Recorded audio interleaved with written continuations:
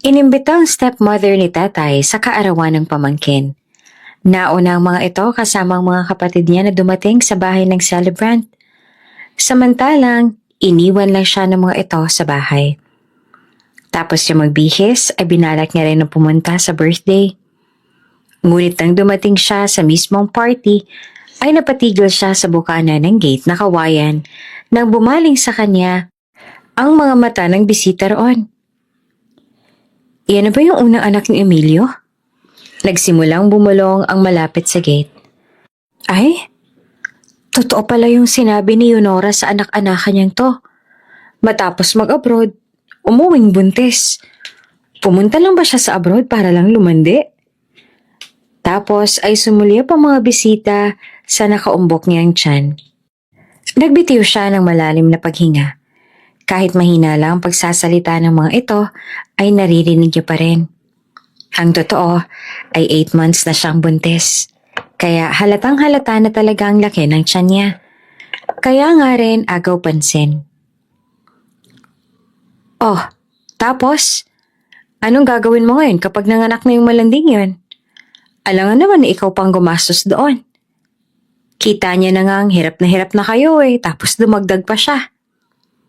Nagsalita ang kapatid ng stepmother niya, kaya natigil siya sa paglapit. Bahala siya sa buhay niya. Kasalanan niya yung lumandi-landi siya. Buhayin niya yung mag-isa. Wala na siyang ibang ginawa kundi magbigay ng sakit ng ulo ko. Ewan ko ba, bakit sa akin pa iniwan yung babaeng yan? Wala namang silbi. Sabi naman ng kanyang madrasta. Napalunok siya. Sa isip-isip niya, hindi siya makapaniwala. Papaano nito nasasabing wala siyang silbi gayong natapos sa first year college ang dalawa niyang kapatid dahil sa tulong niya? Napagawa niya ang kahoy nilang bahay. At saka, sa kanya nakapangalan ng lote na kinakatitirikan ng bahay nila, pero hindi niya kailanman inisip na solohin niyon. Nakipag-share pa rin siya sa madrasa niya. Hindi kasal ang madrasa niya at ang kanyang ama. Siya ang legal na anak. Tapos ngayon maririnig niya iyon? Oh, andito ka na pala. Bakas ang iritasyon sa mukha ng madrasa niya nang mapansin siya. Bahagya siyang ngumiti sa kabila ng mga masasamang bagay na narinig niya mula sa mga ito. Hala, magsandok ka na roon. Self-service dito, walang katulong. Patuloy pa ng madrasa niya. Kaya pahiya na umalis siya at nagtungo sa mesa ng mga pagkain. Nakita niya sa kabilang banda ang mga kapatid niya. Ngumiti siya sa mga ito ngunit hindi siya nginitian ng mga ito pabalik.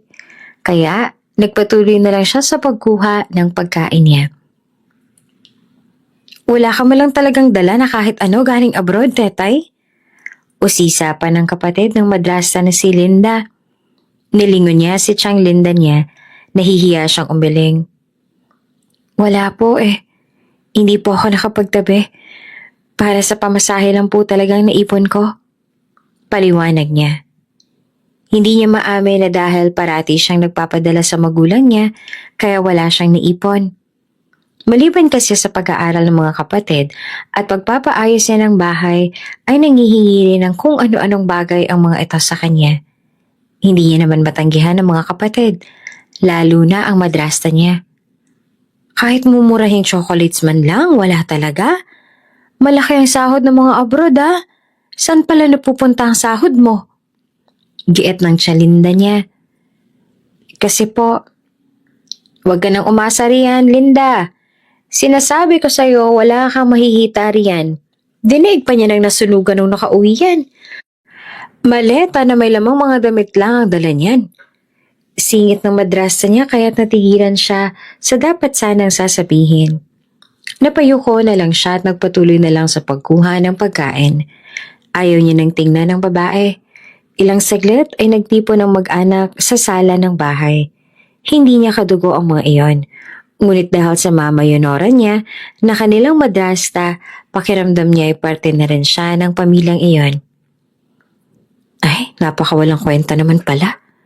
Bumubulong-bulong si Linda habang papalayo. Hindi niya na nagawa pang mag-angat ng tingin sa lahat ng nandoon.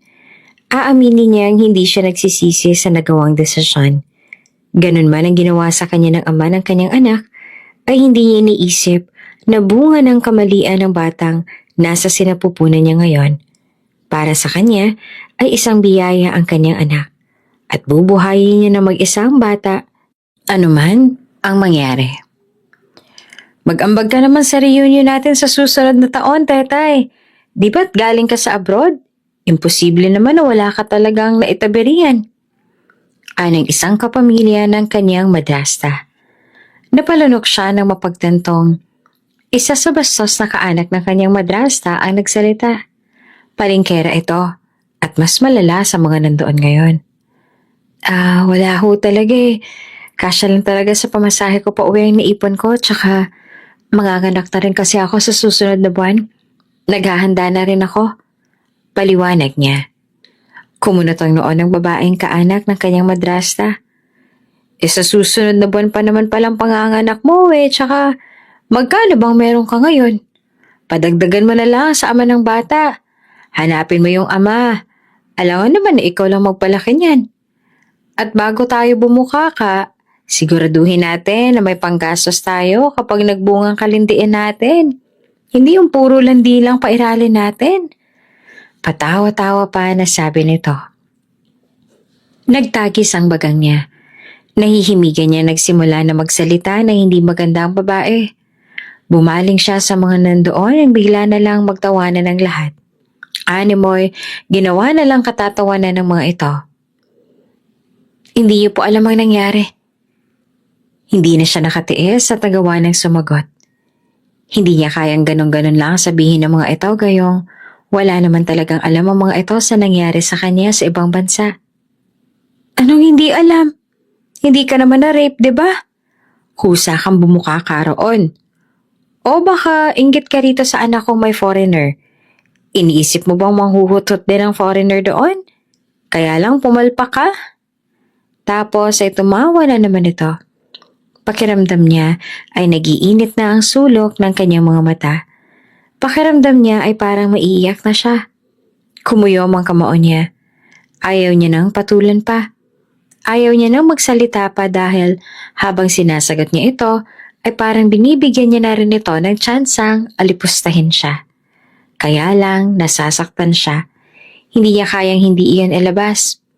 Wala siyang ginawang masama sa pamilyang iyon. Ang hindi niya maintindihan ay kung bakit parang siya pa parating pinag-iinitan. Huwag niyo po akong ikumpara sa anak ninyo. Hindi ako gold digger na tulad niya. Sa isang iglap ay hindi niya namalayang namutawi iyon sa bibig niya.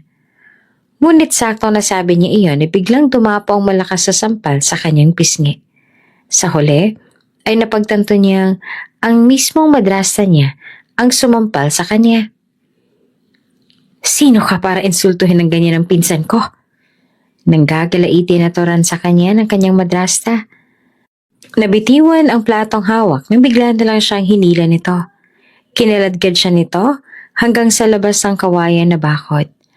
Halos patulok siya nitong binitawan kaya't natumba siya sa lupa. Naputikan ang kanyang suot na duster. Alam mo, matagal na kitang gustong palayasin eh. Dahil anak ka ni Emilio, kaya lang ako nagtitiis sa'yo.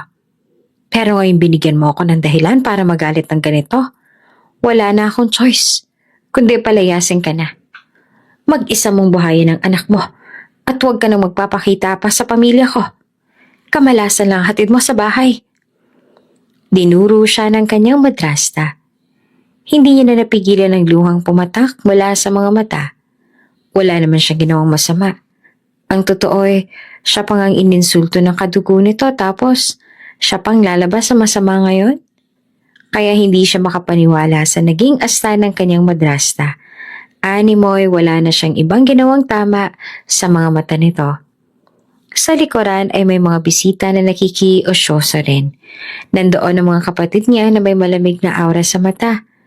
Nakatingin ito sa kanya na animoy walang balak na makialam sa ginagawa ng kanilang ama. Ilang saglit ay may isang babaeng nagsisigaw na lumapit sa kanila. May naghahanap kay Tetay. Paulit-ulit na sabi ng babaeng paparating. hanggang sa isang pamilyar na mukha ang sumulpot mula sa likuran ng babaeng dumating. Napanganga siya. Ang seryoso nitong aura ay napalitan ng pag-aalala at pagkabahala nang makita siya nitong nakasalampak sa putikan. Mabilis itong tumakbo upang alalayan kaagad siyang makatayo. "Who did this?" Eretadong usisa ni Sahid. Bakas ang takot sa mga mata ng kanyang madrasta nang bumaling ito kay Sahid. Kumuyom ang kamao ng lalaki nang mapagtantong ang madrasta niya ang may gawa. "Sino to? Ito na bang ama ng anak mo? Mabuti naman at nandito ka na. Dalhin mo na yung walang kwentang babaeng yan. Magtiis ka sa kabastusan yan, tsaka good luck na lang sa inyo. Ayos lang sana kung kasing yaman mong foreigner ng anak ko. Seaman ang foreigner ng anak ko at walang-wala kayo doon." Sumingit ang bastos sa kapamilya ng madrasta niya at hindi na nga nagpigil at nagyabang na rin ang babae.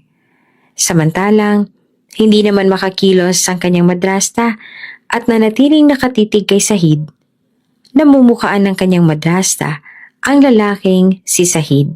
Hindi nga nagtagal at dumating ang 20 bodyguards na kaagad na bumaba sa mamahalin at makintab na 3 itim na kotse. Namilog ang mga mata ng kapamilya ng kanyang madrasta sa nakita.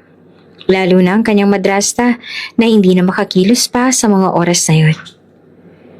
"Prince Sahid, are you alright?" Ang butler ang kaagad na lumapit. Namilog ang mga mata ng mga nandoon nang marinig ang tinatawag ng butler kay Sahid. Hindi isang ordinaryong tao o kung ano man si Sahid, kundi isang prinsipe mula sa ibang bansa. Ang mismong ama ng kanyang anak. At hindi niya inakalang nandito ito ngayon sa harapan niya. Eto, tinutulungan siyang tumayo.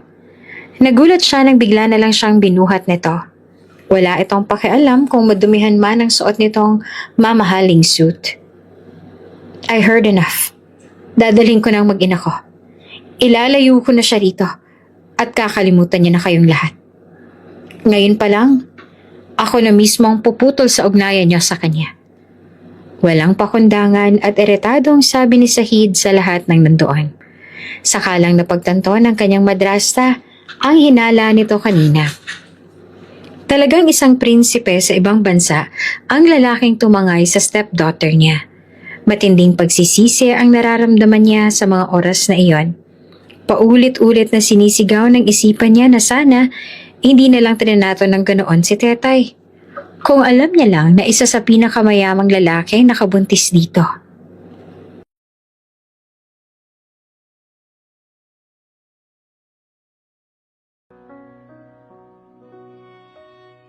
"Faster! Faster!" Panay ang senyas ng head nila sa taas for room service. Isang malaking mansyon at hindi lang basta-bastang bahay ang pinagtatrabahuhan ni Tetay. Tama, isang napakalaking mansyon talaga. Dahil ang pinagsisilbihan nila ay anak lang naman ng hari sa lugar na iyon. 30 katulong ang naka-assign sa taas upang siyang maglinis sa lahat ng mga rooms doon. Ang malaking mansyon ay may 50 silid. Walang masyadong gagamit sa mga silid ngunit pinasadya iyon ng amang hari para sa anak.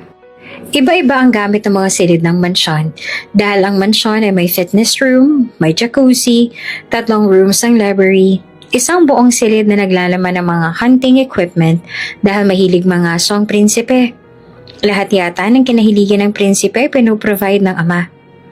At ang bilang naman ng tauhan sa mansyon ay aabot sa 150 kasama ang cook, room service, waiter, butler, drivers, bodyguards, car maintenance dahil marami ring koleksyon na kotse ang prinsipe.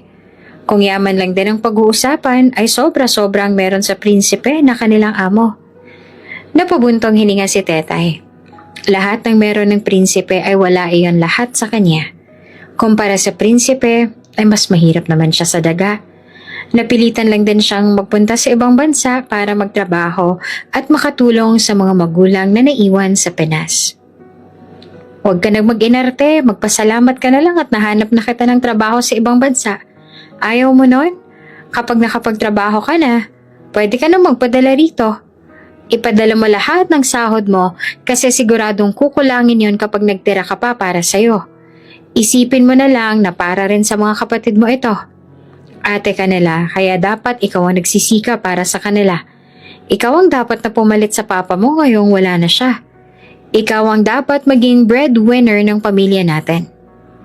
Iyon ang litanya ng kanyang madrasta. Isang araw nagulat na lang siya nang tawagin ang pangalan niya sa isang agency. Gayong hindi naman siya nagpasa ng resume. Napag-alaman niya na ang madrasa niya palang si Yonora ang mismong nagpasa ng resume para sa kanya. Ang problema ay hindi nito sinabi sa kanya bago ito nagdesisyon na pag-abroad din siya. Oo nga ate, tapos bilhan mo ako ng iPhone na kasi halos lahat ng classmates ko naka-iPhone na. Nakakahiya naman na ako na lang ang may pinakamurang phone na ginagamit. Gusto kong yung iPhone ko naman ang hinihiram nila for selfie. Tapos sumingit naman ang kapatid niyang babae na nasa edad 16 pa lamang na si Clarice. Ako naman ate, yung bagong labas na shoes na gamit ng NBA player na idol ko. Tapos samahan mo na rin ang mataas na unit na iPhone. Dapat yung pinakamahal na phone Unahin mo kaya muna yung akin ate, saka na yung kay Clarice. Singit naman ni Carl. Ano ka? Nairita si Clarice ang marinig yun kay Carl. Yung akin naman, full package na treatment sa salon at spa dyan sa mall. Ayos na sa akin tapos padala mo na ako ng pera para sa snacks. Para naman masulit ko naman ang linggo. Ani naman ang kanyang madrasta. Napalunok na lamang siya sa demand ng mga pamilya niya. Hindi pa nga siya nakakapagsimula tapos gano'n na karami agad ang mga request sa mga ito. Unang araw niya nga sa ibang bansa ay hindi madali. Kailangan niyang mag-adjust dahil iba-iba ang pag-uugali ng mga kasamahan niya at ang ilan ay iba rin ang lahi at language. Idagdag mo pa na halos wala silang pahinga dahil masyadong masela ng prinsipe. At madalas itong mangutos at madalas din ang pagdalaw ng mga bisita nito. At isa pa ay naho-homesick din siya. Isa iyon sa struggle kapag nasa ibang bansa na. Pabilisan ng pagkain doon. Hindi pa siya masyadong busog pero kailangan niya ng huminto dahil tatawagin na naman sila ng head nila dahil may darating na naman na bisita. Kapag abala ang ama ng prinsipe ay ang mismong prinsipe na ang gagawa ng trabaho ng ama. Kasalukuyang nasa training ang prinsipe dahil balang araw ay ito rin ang papalit sa trono ng ama. Kapag wala silang gawa sa taas, ay tatawagin na naman sila sa baba. At hindi lang 1 o 3 putahe na ihahain sa mga bisita, kundi maramihan na 6 o 1 barangay na ang kakain. Hindi sila pwedeng makita ang nagpapahinga. Kaya 1 linggo pa lang siyang naroon, ay nabawasan kaagad siya ng malaking timbang.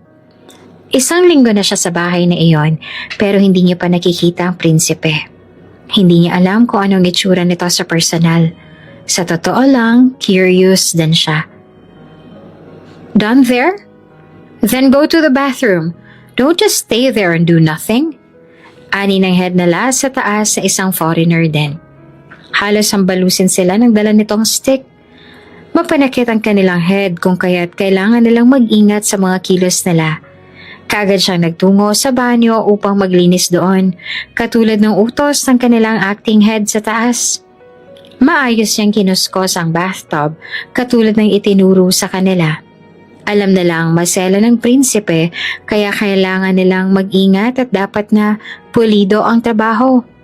Isang mali lang nila ay tsak na ibabalik sila sa agency at baka ibigay pa sila sa mas abusadong amo sa lugar na iyon.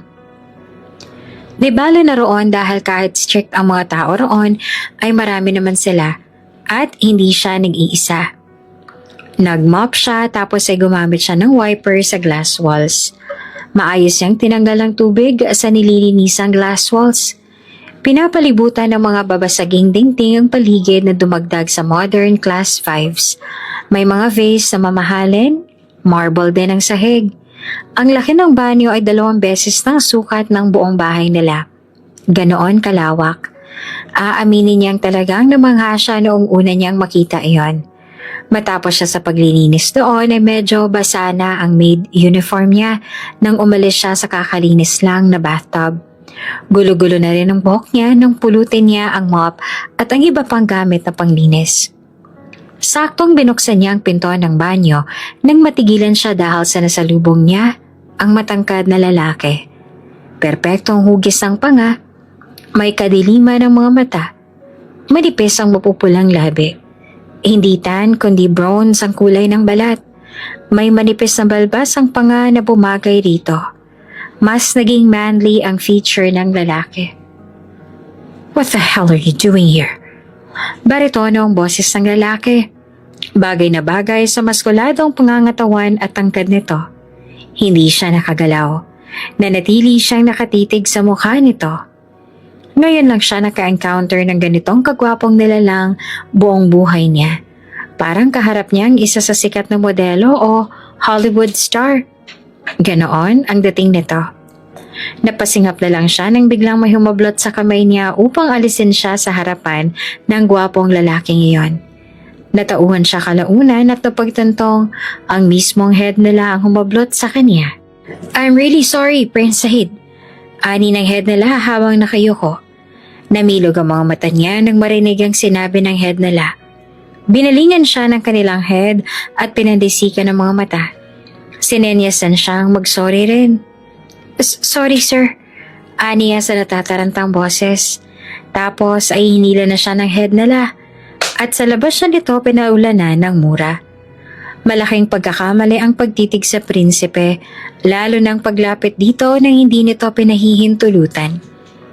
Ang nagawa niya kanina ay isang malaking kasalanan. "Buti di ka nasasante." Ari sa kanya ng kasamahan niyang Pinoy na si Marichu. Bumuntong hininga siya. "Buti nga hindi, akala ko kung sino lang eh. Ngayon ko lang naman pa kasi nakita ang prinsipe. Malay ko ba na siya yun? Pero ang gwapo niya, no? Para siyang artista. Natitigan mo siya, diba?" Kinikilig na tura ni Marichu. Hindi na siya nagsalita. Tama naman ito. Gwapo talaga ang lalaki. Kaya lang, iyon na ang una't huling makikita niya ang mukha ng lalaking iyon. Dahil ipinangako niya sa sarili, hindi na siya titingin sa prinsipe. Mahal na mahal niya ang trabaho niya para mag-risk para sa nonsense na dahilan. 3 buwan ang dumaan at may isinagawang party sa magarbong mansyon ng hari. Lahat ng katulong na nagmula sa mansyon ng prinsipe ay kasamang mag-aasikaso sa mga bisita sa malaking mansyon. Nandoon ang halos lahat ng politiko sa lugar, celebrities, anak ng mga negosyante mula sa malalaking kumpanya at iba pang personalidad na may malalaking pangalan sa lipunan. Importanteng event ang nangyayari sa gabing iyon. Dahil maliban sa pagpupulong iyon ng mga malalaking tao, ay isa rin sa pangunahing dahilan ng party ay ang pagpapakilala ng mga mayayamang iyon sa kani-kanilang anak sa prinsipe. Nagbabaka sakali ang hari na may matipuhan ng prinsipe. Para sa hari, ang pagpapakasal ay tungkol sa kapangyarihan at hindi tungkol sa pag-ibig. Nagsidatingan ng mga magagandang dalaga na anak ng mga mayayamang tao sa buong bansa. Balita niya hanggang ngayon ay puro lamang fling at one-night stand na ginagawa ng prinsipe. Ginawang confidential ang tungkol sa mga kalokohan ng prinsipe. Hindi pwedeng masira ang imahe ng prinsipe kung kaya't pinoprotektahan iyon ng palasyo. Mula sa magarbong staircase ay bumaba ang prinsipe na animoy bida sa okasyon na iyon. Magara ang damit, halatang milyones ang halaga niyon. Nang mapansin siya ng mga dalaga sa baba, ay kaagad na dumako ang mga mata ng mga babae sa binata. Ngunit nanatiling seryoso ang mga mata ni Sahid. Nilampasan niya ang mga babaeng iyon at nagtungo sa ama. Kaagad na nagbigay pugay ang mga bisita sa dumating na prinsipe. Kaagad na nagsipaglapitan ang mga anak ng mga businessman upang kaagad na ipakilala sa kanya. Saglit na nagbigay ng speech ang hari at ilang beses nitong nabanggit tungkol sa mga naging outcome ng pagmamalakad nito sa buong lugar. Magaling na hari ang kanyang ama, ngunit hindi kasing galing ng kanilang lolo noon. Mas kinala ang kanilang lolo noon kumpara sa kanyang ama ngayon. Siya ang susunod na magmamana sa trono kung kaya't ngayon pa lang ay well-trained na siya. Asawa na lang ang kulang na siyang laging kinukulit sa kanya ng kanyang ama. Kahit ilang beses naman siyang tumanggi, ay hindi pa rin makikinig ang kanyang ama. Ipipilit pa rin ito ang gusto nito. Naiintindihan niya naman kung bakit minamadali siya nito sa pag-aasawa. Alam niya, may malalim iyong dahilan. Samantala, kanina pa nanginginig ang mga kamay ni Tetay habang nagsiserve ng wine sa mga bisita. Hindi siya sanay na nakikipag-alubilo sa mga taong may sinabi sa buhay. Pakiramdam niya ay magkakaroon pa siya ng anxiety rito sa ginagawa niya. Ilang saglit ay natigilan siya nang matanaw niya ang prinsipe na patungo sa gawin niya. Kaagad siyang nataranta at hindi na alam kung saan tutungo dahil may mga nakaharang sa bawat side niya. Wala siyang ibang choice kundi ang salubungin ito. Kaya lang, kailangan niya ng matinding pag-iingat. Kabado na napayuko siya at sinikap na hindi niya masagi ang padaan na prinsipe. Ngunit sa hindi inaasahan ay dumulas ang baso na nasa tray niya. Sakto naman na nakadaan na ang prinsipe. Kaya bumuhos ang laman niyon sa mamahalin nitong damit. Lahat ay napatingin sa gawin niya. Hindi lang sagi ang nangyari kundi nabasa talaga ng wine ng prinsipe. Mas malala iyon kumpara sa inaasahan niya. Hindi niya na alam ang iaakto dahil sa nagawa. Kaagad na lumapit ang butler kasunod ng iba pang tauhan upang saklolongan ng prinsipe. Damn it! Mahina ngunit narinig niya ang sinabing iyon ng prinsipe. Tapos ay nalampasan siya nito, ngunit mabilis na sumunod ang mga tauhan. What did you do? Come follow us. Iritadong nilapitan siya ng head nila kasama ang iba pang katulong. Tsak niyang nalaman ng mga itong nagawa niyang kapalpakan. Kaagad siyang sumunod sa mga kasamahan. Nagkatinginan na lamang sila ng kaibigan niyang Pinoy. Sa mismong silid ng malaking mansyon ng hari, matutulog ngayon ang prinsipe. Kaya't isa sa malaking silid ng ingranding mansyon ang inaakupan nito bilang isa sa pinakamahalagang tao sa lugar nila. Faster! Faster! Ilang ulit na sampit ng head nila sa mahinang boses. Sakto lang upang sila-sila lang ng mga katulong ang makakarinig. Mas binilisan pa nila ang lakad.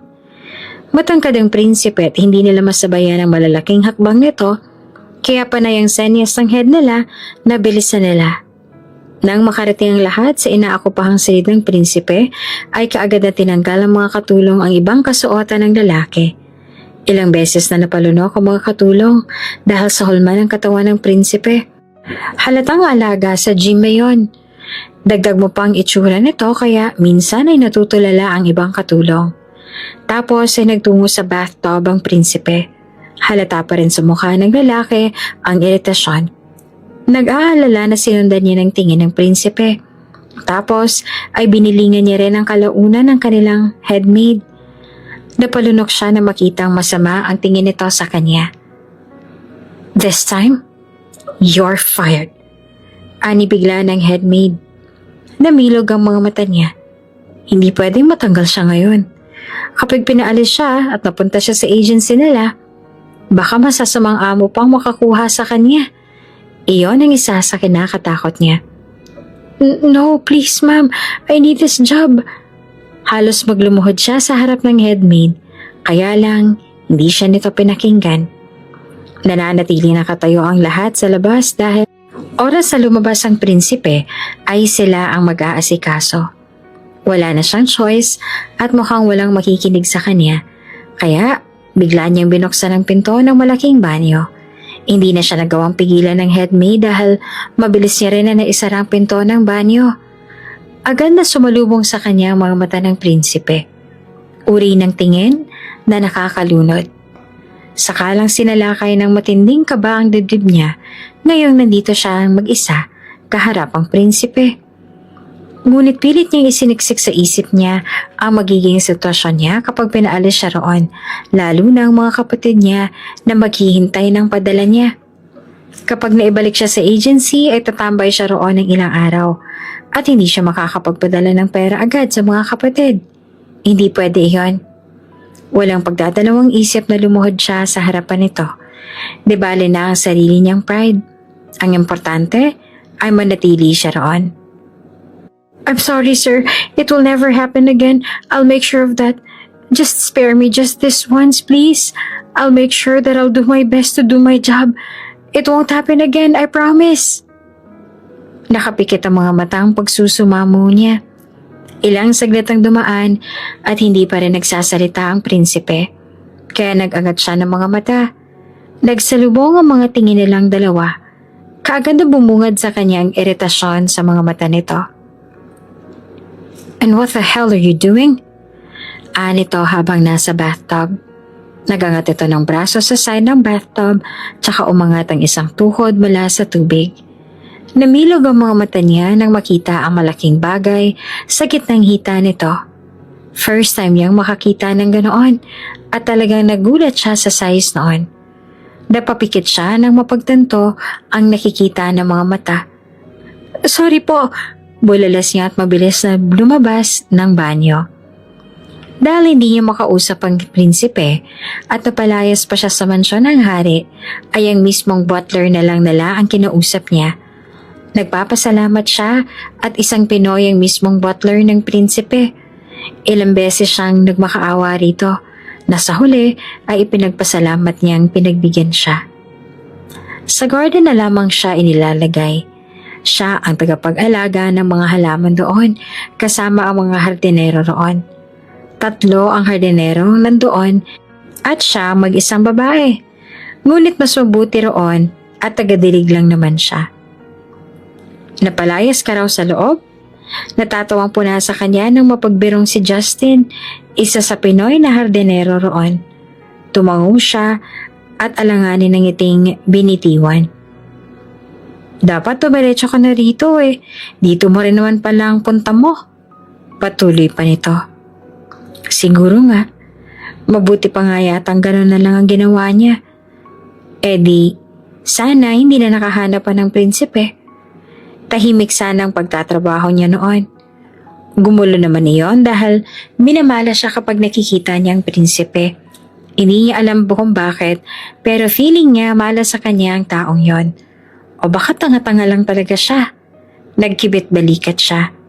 Mga bandang hapon na at patuloy lang sila sa paglilipat ng mga halaman sa paso. Sahid! Napalingon silang lahat sa kinaroroonan ng boses nang marinig niya iyon. At natanaw nila ang hari at ang prinsipe na nag-usap doon. Ngunit pakiramdam niya ay nagsasagutan ng dalawa dahil parang galit ang tono ng mga ito. Hindi niya talaga maintindihan ang lingwahe na gamit ng mga ito noon. Nag-aaway ba sila? Usisa niya kay Justin na nag-aayos ng halaman sa paso. Tumango ito. Ayaw kasi mag-asawa pa ni Prinsipe Sahid. Pinipilit naman ng ama. Kita mo naman nag-e-enjoy pa sa pagkabinata. Tapos pipilitin niya yung anak niya. Kahit ako naman magre-rebelde ako. Ayokong kinokontrol ng mga tao sa paligid ko, ano? Napatangu-tangu siya sa sinabi ni Justin. May punto rin naman kasi ito. Bumaling siya ulit sa kinaroroonan ni Sahid. Namilog ang mga mata niya nang magsalubong ang tingin nila ng prinsipe. Kita niya ang iritasyon sa mga tingin nito. Hindi niya alam kung siya ang dahilan o ano. Kaagad siyang yumuko upang kunyari nakatuon ang pansin niya sa ginagawa. Kunyari na lang hindi niya narinig ang away ng mga ito. Samantala, napansin naman ng hari ang ekspresyon sa mga mata ng anak. Sinundan ng hari ang tinitingnan ng anak at natumbok niya ang dahilan ng galit sa mga mata ng anak. Animoy may galit ito doon sa tao. Butler! Tawag ni Sahid sabay pitik sa ere. Kaagad na lumapit ang butler. Yes, Your Highness. Nito na makalapit. That girl. Do something. I don't want to see her. Tinuro ni Sahid ang babae sa hardin.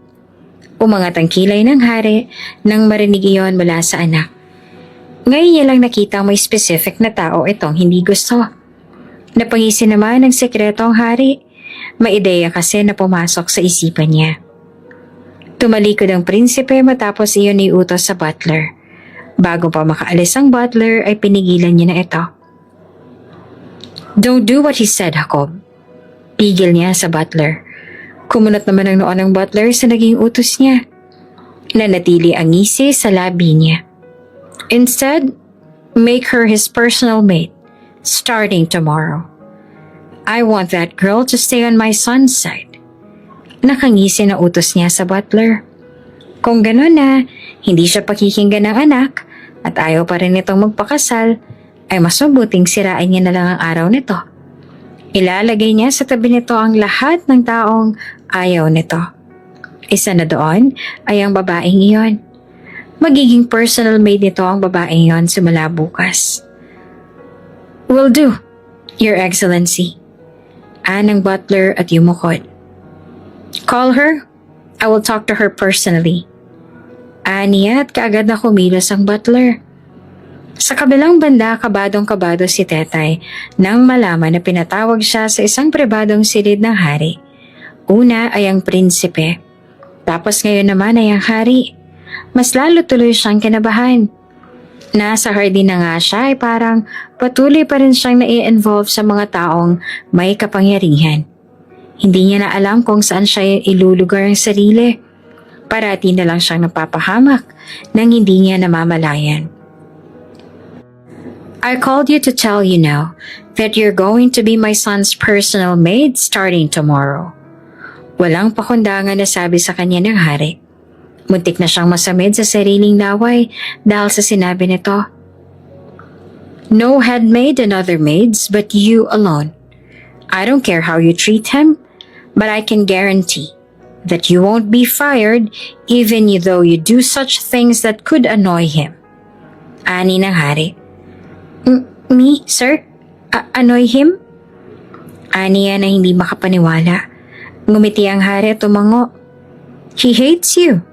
That's why, good job. And that's why I choose you for this job. Hindi siya makapaniwala. Dahil lang ayaw sa kanya ng prinsipe kaya pinili siya nitong maging personal maid ng prinsipe. Tumikim siya nang makita niya ang kanilang headmaid na hindi rin inaasahang makakabalik siya. Tiningnan siya nito mula ulo hanggang paa. Iyon ang araw na aalis na ang lahat ng katulong sa silid ng prinsipe dahil simula sa araw na iyon ay inatasan siya ng hari na siyang magiging personal maid ng prinsipe. Siya lang mag-isa at wala nang iba. Ang swerte mo. Good luck. Bumulong pa sa kanya ang kaibigang Pinoy na katulong bago umalis. Napanguso siya. As if naman gusto niya rin ang trabahong yun. Mas gugustuhin niya pa sa mga garden na lang kaysa ibalik ulit siya rito sa loob. At least sa labas may peace of mind siya. Hindi katulad dito sa loob na parang araw-araw may disaster. Siya na mismo ang nagdala ng robe ng prinsipe. Naghintay siya sa labas ng bathroom. Ilang saglit ay nagsalita ito mula sa loob. My robe! Baritono ang boses nito na umalingaw-ngaw mula sa loob.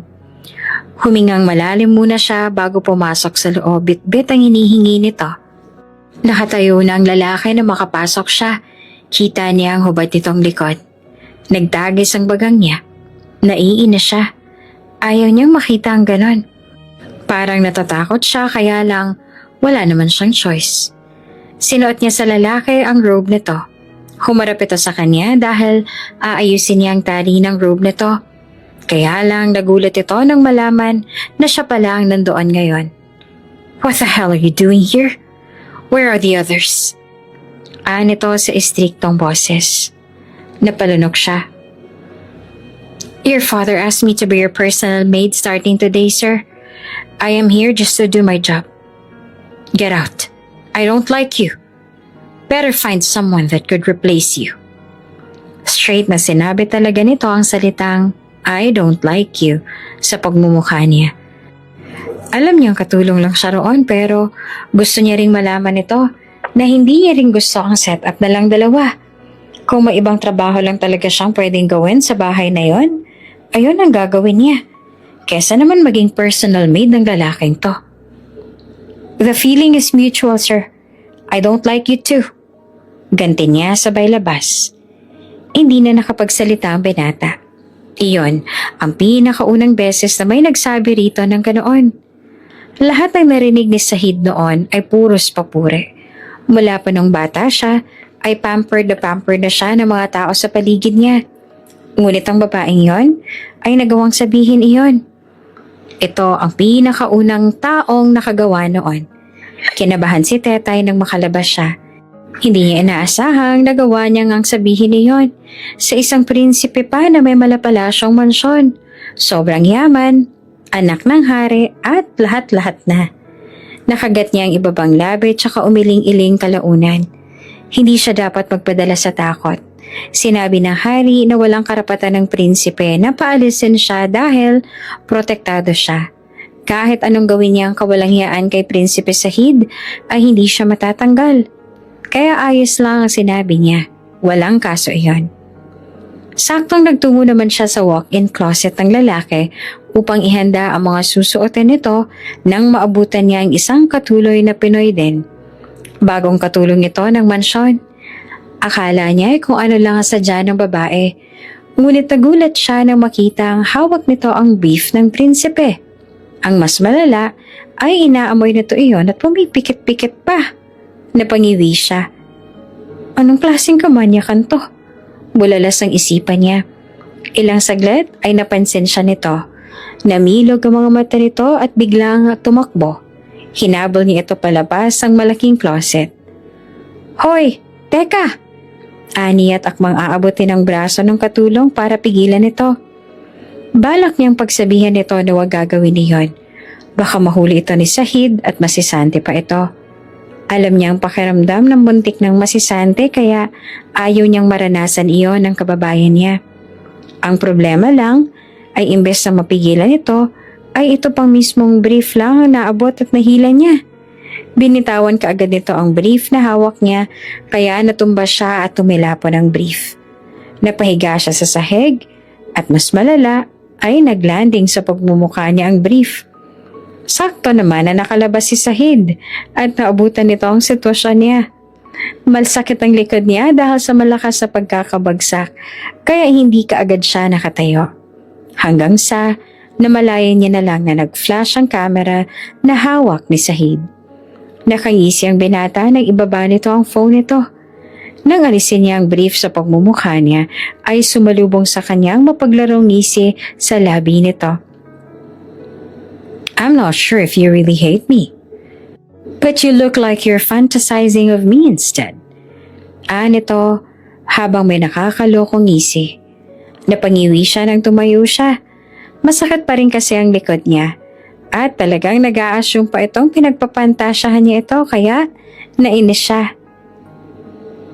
Delete my picture. That is against the law. You're taking someone's picture without their consent. Sinundan niya ito hanggang sa closet. Hindi niya naman inaasahang may ganitong side ng prinsipe. Assuming din pala ito. It's just a misunderstanding. It's not what you think it is. I'm not a pervert. Nanggagalaiti siyang sumunod sa lalaki habang ini-explain ang sarili niya. Nakangisi lamang si Sahid habang papasok sa closet. Animoy binabaliwala lang nito ang sinasabi niya at parang mas nag-e-enjoy pa nga ito na makita na naiinis siya. Please delete my picture, giit niya. Nakasunod siya dito at nagulat na lang siya nang bigla itong humarap. Kung hindi siya umatras ng kaunti ay baka nahalikan na siya nito. Natahimik siya at namilog ang mga matang nakatitig lang sa pagmumukha ng binata. Mas lalong namilog ang mga mata niya nang bumaba ang mukha nito at pinagmasdan siya nito ng malapitan. Ilang saglit ay sumilay ang mapaglarong ngiti sa labi nito. I will delete your picture in one condition. Nito. Napanganga siya. Kung ganon, may ipapagawa pa ito bago nito burahin ang picture niya. Sa totoo lang, napaka-childish at hindi niya inaasahang maiinis siya ng ganito. Pero wala siyang choice. Kailangan nitong mabura ang picture niya at baka kung ano pang gawin nito roon. Then, what is it? May tapang sa mga mata niya nang sabihin niyon. Seryoso? Ginawa ng prinsipe yun? My gosh! Alam mo bang first time lang yun mangyari? Ang seryoso kaya ng prinsipe? Halos hindi makapaniwala si Marichu, ang kaibigan niyang Pinay na katulong sa sinabi niya. Nagulat siya. Parang lahat na lang ng kwento niya kay Marichu ay parang ang hirap paniwalaan. Animoy first time lahat para sa kaibigan ang mga narinig. Hindi namamansin si Prinsipe Sahid. Mas madalas pa ang pagseseryoso at pagiging ekstrikto nun kaysa ngumiti eh. Kaya talagang nagulat ako na marunong din pala siyang mam-blackmail. Ang cute lang. Ani Marichu sabay hagikik na animoy kinikilig pa. Kumunot ang noon niya. Anong cute doon? Blackmail ang pinag-uusapan natin dito. Yung picture kong may brief sa mukhang nandoon sa kanya ngayon. At gusto niya yung gamitin para takutin ako. At gawin ko lahat ng utos niya. Kaya saan banda ron ang cute? Naiinis siya. Naiipit na nga siya sa sitwasyon tapos may gana pa itong tawaging cute ang bagay na yon. Imbes na bigyan siya ng advice, ay kinikilig pa. Diyan nagsisimula ang lahat eh. Bigla na lang tumayo si Marichu sabay taas ang hintuturo. Kumunot ang noon niya. Huh? Anong pinagsasasabi mo? Yung mga Korean drama na napanood ko, diyan nagsisimula. Mag-aaway sila. Tapos, mai-inlove sila sa isa't isa. Parang may enemy and lover trope, parang ganun. Napangiwi siya sa sinabi ni Marichu. Ako tigil-tigilan mo nga yung kapapanood mo ng K-drama, Marichu. Wala tayo sa K-drama. Nasa realidad tayo, oh. At hindi ako natutuwa sa ginagawa ng Sahid na yon. At hindi cute yun, okay? Nakakabwisit yun, sa totoo lang. Parang gusto niya nang sabunutan ng sarili dahil sa inis. Ba't kasi ang hirap kumbinsihin ng kaibigan niyang ito? E paano kung mai-inlove ka nga rin sa kanya tapos siya mafo-fall din sa'yo? Tapos ay tumili ng pagkalakas-lakas ang babae. Diba parang sa K-drama talaga? Kumuha siya ng karne ng baka tapos pinasak yun sa bibig na Marichu para magtigil na ito. Kumain ka na nga lang, Marichu. Wala ka namang kwentang kausap eh. Aniya na naiinis na. Day off na lang ngayon pero dahil wala naman silang ibang mapuntahan kaya sa mansyon na lang sila nagstay. Maraming tira-tira na ulam sa kusina. Maraming tinapon na ulam doon kaya imbis na itapon ay kinakain nila. Hindi pwedeng mag-inarte. Nasa abroad sila at kailangan nilang makasurvive sa kahit na anong paraan.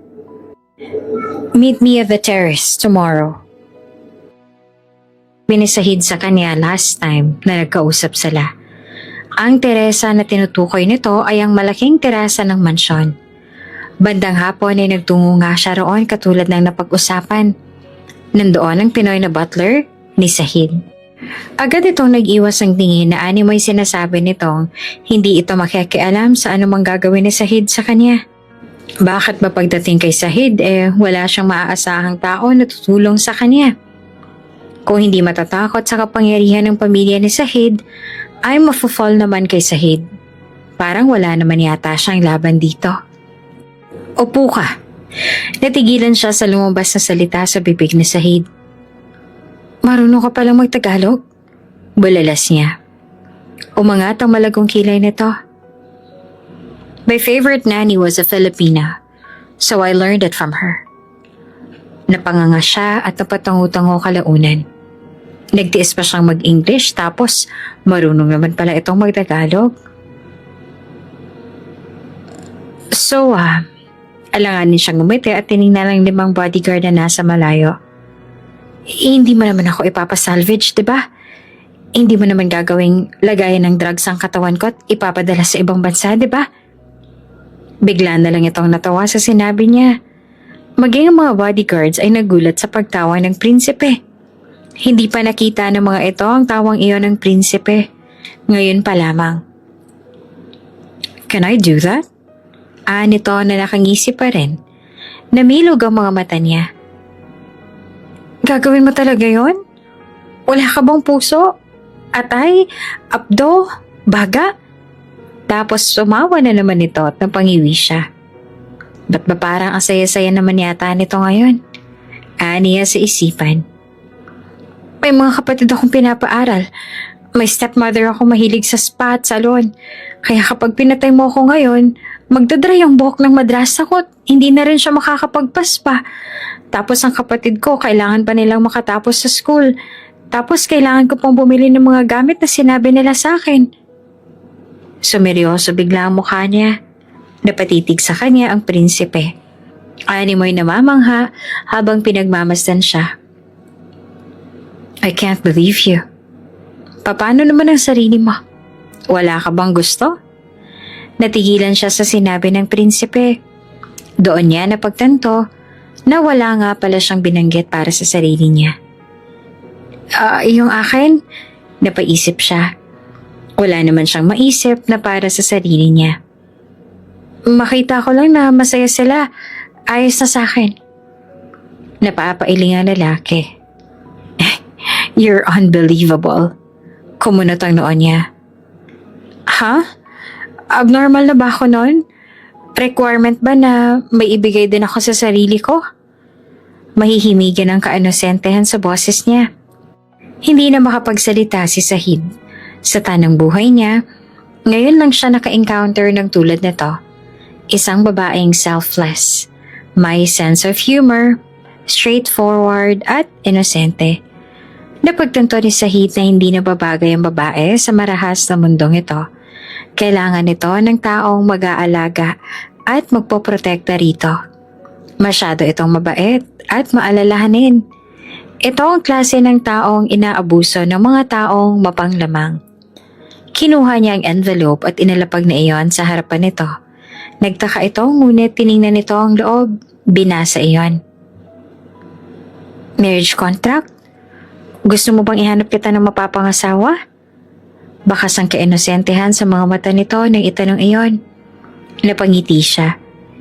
Hindi niya rin alam kung bakit pero hirap siyang pigilan niyon sa tuwing nakikita niya ang ganitong reaksyon ng babae.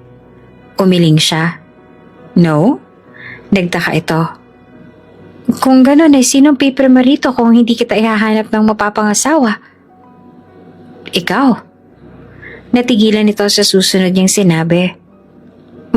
Bakit ako? Natulala ito. I want you to be my wife. Matagal bago ito nakahuma. Napagmasdan niya ito sa pagkakataong iyon. Kung ikukumpara sa mga babaeng naikama niya noon, ang babaeng ito ay malayong malayo sa mga iyon. Preferred niya ang matured at fierce look. Pero ang nasa harapan niya ngayon ay maamo. Paano kapag hindi ako pumayag? Nito na halatang kabado. Ipapa-billboard ko ang picture mo sa highway. Namilog ang mga mata nito sa sinabi. Mabilis itong kinuha ang ballpen at kaagad na pinirmahan ang marriage contract nang walang pagdadalawang isip. Iyan na, tapos na. Pakidelete na kaagad ang picture ko. Nito tinuro ang phone niya. Napapailing siya sabay kuha ng phone niya at pinakita niya rito na na-delete niya na ang picture na to. Salamat. Nito sabay talikod. Ngunit bago pa ito makakapang muli ay nagsalita siya. What's your name? Kunot noong lumingon ito sa kanya. Ani mo ay nagtatanong ang mga tingin nito. Gusto ko lang malaman ang pangalan ng asawa ko. Namula ito sa sinabi niya, saka ito nagsalita. Tetania Salvacion, pero pwede mo akong tawaging Tetay. Tapos ay umalis na ito. Nakasunod ang mga mata niya sa papalayong dalaga. Oops! May break muna. Gusto mo bang ma-shoutout dito sa channel ni Ate Jane? Mag-comment lang ng lesson you learned from the latest story uploaded. Dahil pipili kami ng isang best comment of the day para i-shoutout sa susunod na upload. Kaya huwag kalimutang mag-iwan ng lesson you learned after you watch this video. Maraming salamat! Shoutout nga pala kina Marichu Kumal from Daet Camarines Norte, username AFK Pepe from London, at Hermie Gayanan from Pila, Laguna. Sa ating mga taga-subaybay, paki-comment naman po sa baba kung taga saan kayo para alam ko kung hanggang saan umaabot ang mga kwento ni Ate Jane at para ma-shoutout ko kayo sa mga susunod pa nating mga kwento. Maraming salamat sa pakikinig!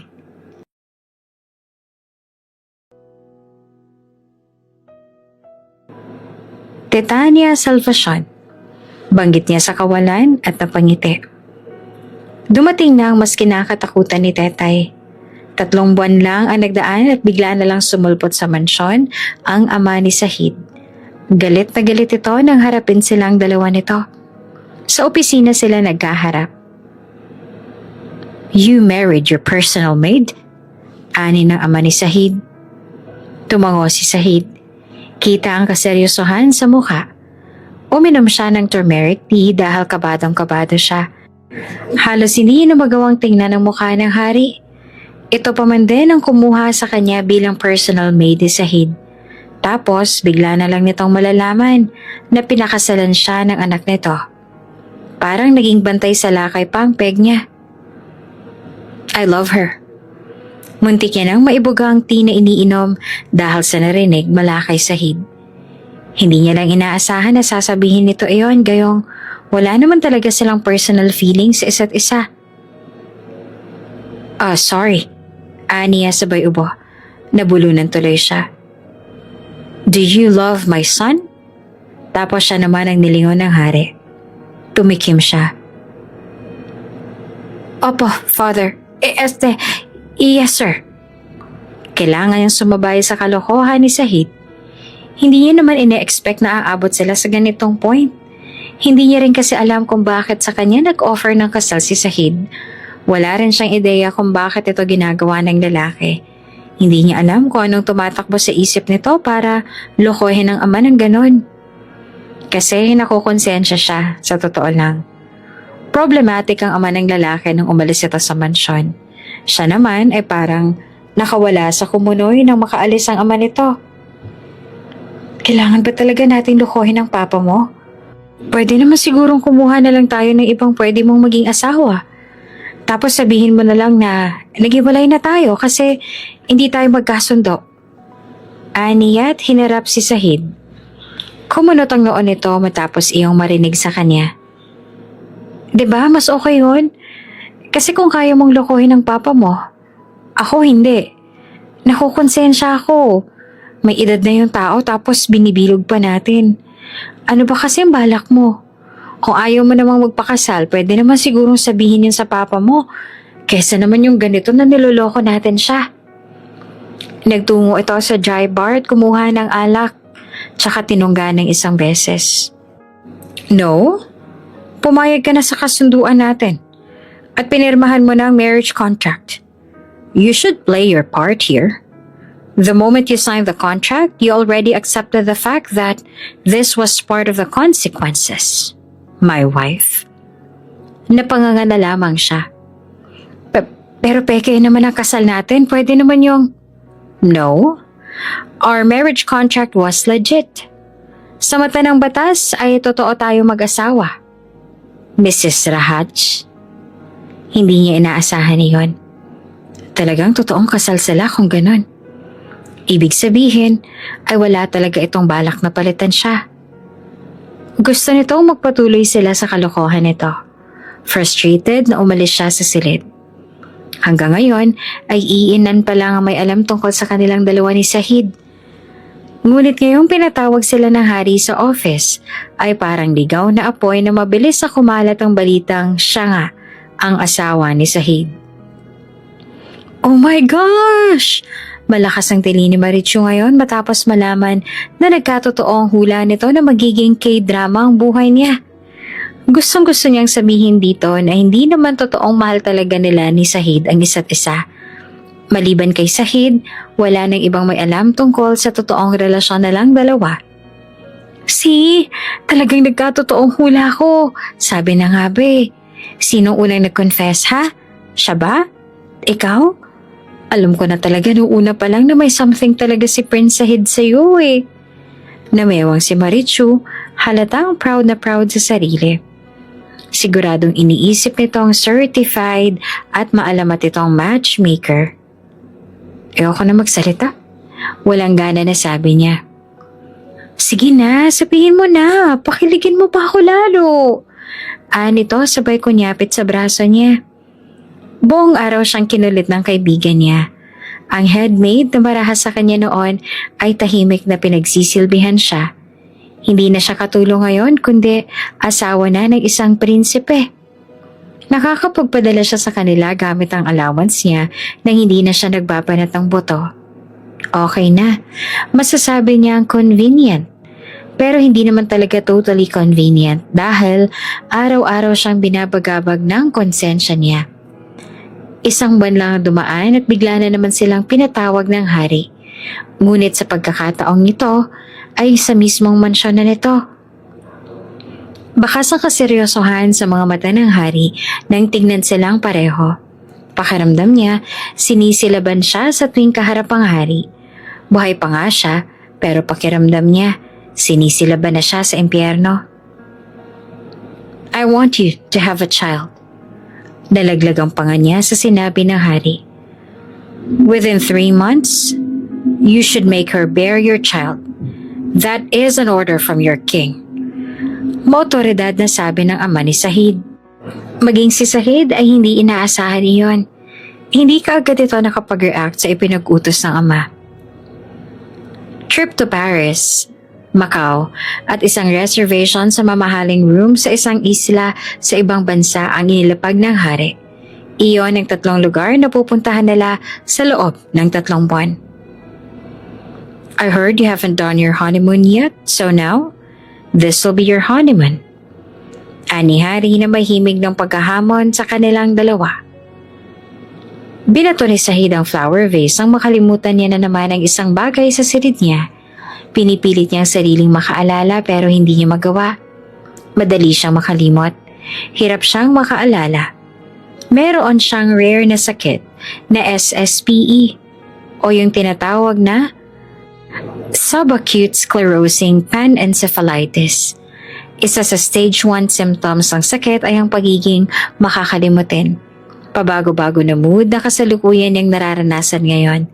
Sabi ng doktor ay deadly ang sakit na iyon. Wala pang lunas ang sakit, ngunit isang laboratory ang nag-o-offer ng experiment para sa kanya hanggang sa gumaling siya. Ngunit ang bagay na iyon ay 20% lang na may pag-asa. Isa sa dahilan ni Sahid kung bakit ayaw niyang mag-asawa ay dahil sa sakit na ito.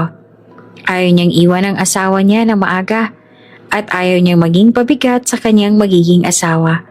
Pakiramdam niya, hindi niya kakayanin. Ito ang dahilan kung bakit naagang mamatay ang kanilang ina.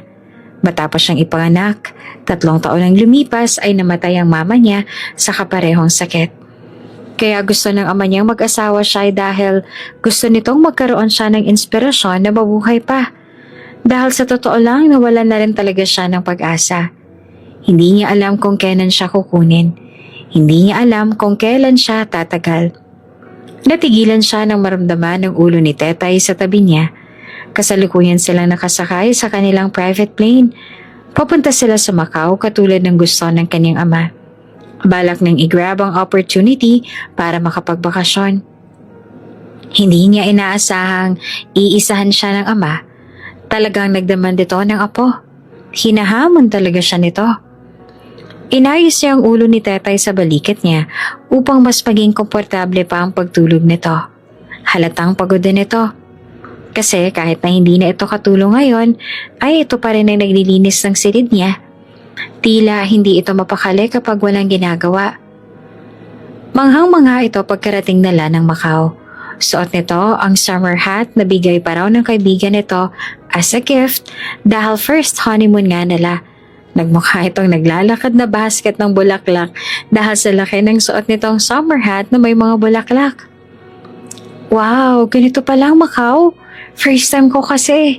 Ngumisi ito. Natigilan siya at pinagmasdan si Tetay na nakangiti habang patingin-tingin sa paligid. Hindi niya alam kung bakit pero hindi niya maiwasang mangiti sa tuwing nakikita itong masaya. Natutuwa siyang pagmasdan ito. Isa sa 5-star hotel ang binook ng kanyang ama. Lahat ay organisado. Dahil anak siya ng makapangyarihang tao sa ibang bansa, ay nagsagawa ang hotel ng engranding greeting sa kanya. Naglapag ang mga ito ng red carpet papasok sa hotel. You're one of his staff? Narinig niya ang paglapit ng isang staff ng hotel at ang tinatanong ay si Tetay. Ayaw sumabay ni Tetay sa kanya kaya naiwan ito sa paglalakad. Bumalik siya sa babae. Kita niya ang gulat ni Tetay nang hawakan ito sa kamay nito. "She's my wife. She's not a staff." Aniya sa lalaking staff. Namutla ito at ilang beses na nag-sorry. Hinila niya si Tetay para sabay na silang pumasok. Hindi niya nagustuhan na napagkamala na staff si Tetay. "Are you hungry? Parating na yung food." Aniya na makapasok sila sa hotel room. Kaya lang, napansin niyang hindi nagsasalita ang babae. Nakatingin ito sa kama. Saka niya naintindihan ang pinoproblema nito sa mga oras na yon. "Sorry, my father booked this room for us. Pakakarating sa kanya oras na nag-book tayo ng iba pang silid. So we don't have a choice. Kailangan natin na mag-share sa silid. Hindi tayo pwedeng mabuko." Aniya. Napansin niya ang pagbuntong hininga nito. Ramdam niya ang pamomroblema nito. Kaya nilapitan niya ang kama at kinuha ang mga unan. Niligay niya ang mga iyon sa gitna ng kama upang magsilbing harang. "Better? Pwede ako magpadagdag ng maraming unan kung gusto mo." Offer niya. Saka lang naglaho ang pag-aalala sa mukha nito nang malaman ang ideya niya. "Pwedeng mag-order ng kahit ano dito?" Matapos silang kumain ay nagtanong si Tetay sa kanya tungkol sa hawak nitong telepono. "Yes." Aniya na nagtataka. Dahil kakakain lang nila tapos bigla ulit itong o-order ng pagkain. Pumindot si Tetay roon at nagsalita. "Hello, can I order some ice cream? Any flavor will do." Tapos ay nilingon siya nito. "Anong flavor ang gusto mo sa ice cream?" "I don't eat ice." "Sige, kahit anong flavor na lang." Putol nito sa sasabihin niya at hindi na siya pinatapos. Pagkatapos itong umorder ay pumili ito ng mga movies sa malaking TV sa harap. "Gusto mo ba na horror? Comedy kaya?" Anito. "I don't watch movies." Aniya at napabuntong hininga. Para sa kanya, immature yon. Malaki na siya at usually party ang dinadaluhan niya. Nakikipag-usap siya sa mga taong may matataas na antas para sa negosyo at economy status. Wala siyang panahon para sa mga childish na bagay. "Etong Annabelle, maganda to." Anito at pinindot ang naturang movie. Tapos ay tumabi ito sa kanya sa kama. Ilang saglit pa ay dumating na ang ice cream nito. 4 na flavors ang laman ng isang bucket ng ice cream na dumating. Sa dami niyon ay imposible nitong maubos iyon kaya wala siyang choice kundi ang saluhan nito. Nag-aalala siya, baka sumakit ang tiyan nito sa dami ng kinain. Kaya lang, isang scoop pa lang ay natigilan na siya. Nasarapan siya sa mango flavor ng ice cream kaya halos maubos niya ang lahat ng mango flavor. Ay sus, ayaw niya raw. Kansyaw pa nito sa kanya. Natigilan siya. Hindi niya inaasahang naubos niya ang ice cream sa lagayan niya. Pahiya na binaba niya ang kutsara. Nanonood sila ng movie. Imbes na matakot ay na-enjoy niya ang palabas. Si Tetay ang panay tago sa likod niya. Niyayakap siya nito sa tuwing kikilos ang doll na palabas. Wala siyang magawa kundi ang tumatawa sa mga reaksyon ni Tetay. Nakatulog naman ang babae nang hindi niya namamalayan. Kaya binuhat niya ito para maayos na makahiga sa kama. Kinumutan niya ito at napatigil lang mapansin niya ang nakapikit nitong mga mata. Madalas niyang matagpuan ang sariling pinagmamasdan ng babae. Natutuwa siya sa mga reaksyon nito at hindi niya namamalayang ang oras kapag ito ang kasama niya. Hindi niya inakalang ma-enjoy niya ang araw na iyon kasama si Tetay. "Good night, wife." Anas niya at hinawi ang buhok. Pagkatapos ay nagtungo siya sa kabilang side ng kama. Doon na siya humiga. Tapos sila sa Macau ay lumipat sila sa Paris. 1 linggo lang sila doon at nagtungo kaagad sa Maldives. Isang underwater room ang na-experience ni Tetay sa Maldives. Ilang gabi lamang iyon at kumuha ng yacht si Sahid para doon na nila ubusin ang natitirang araw nila sa bakasyon. May 1 linggo na lang silang natitira. Namingwit sila ni Sahid. Nagulat siya nang malaman na magaling sa pamimingwit si Sahid. "Magaling ako sa pag-ihaw. Ako na dito." Pagmamagyabang niya. Magaling naman sa pagpapaandar ng yacht si Sahid. Tapos magaling pa sa pangingisda. Tapos siya itong walang ambag sa araw na yon.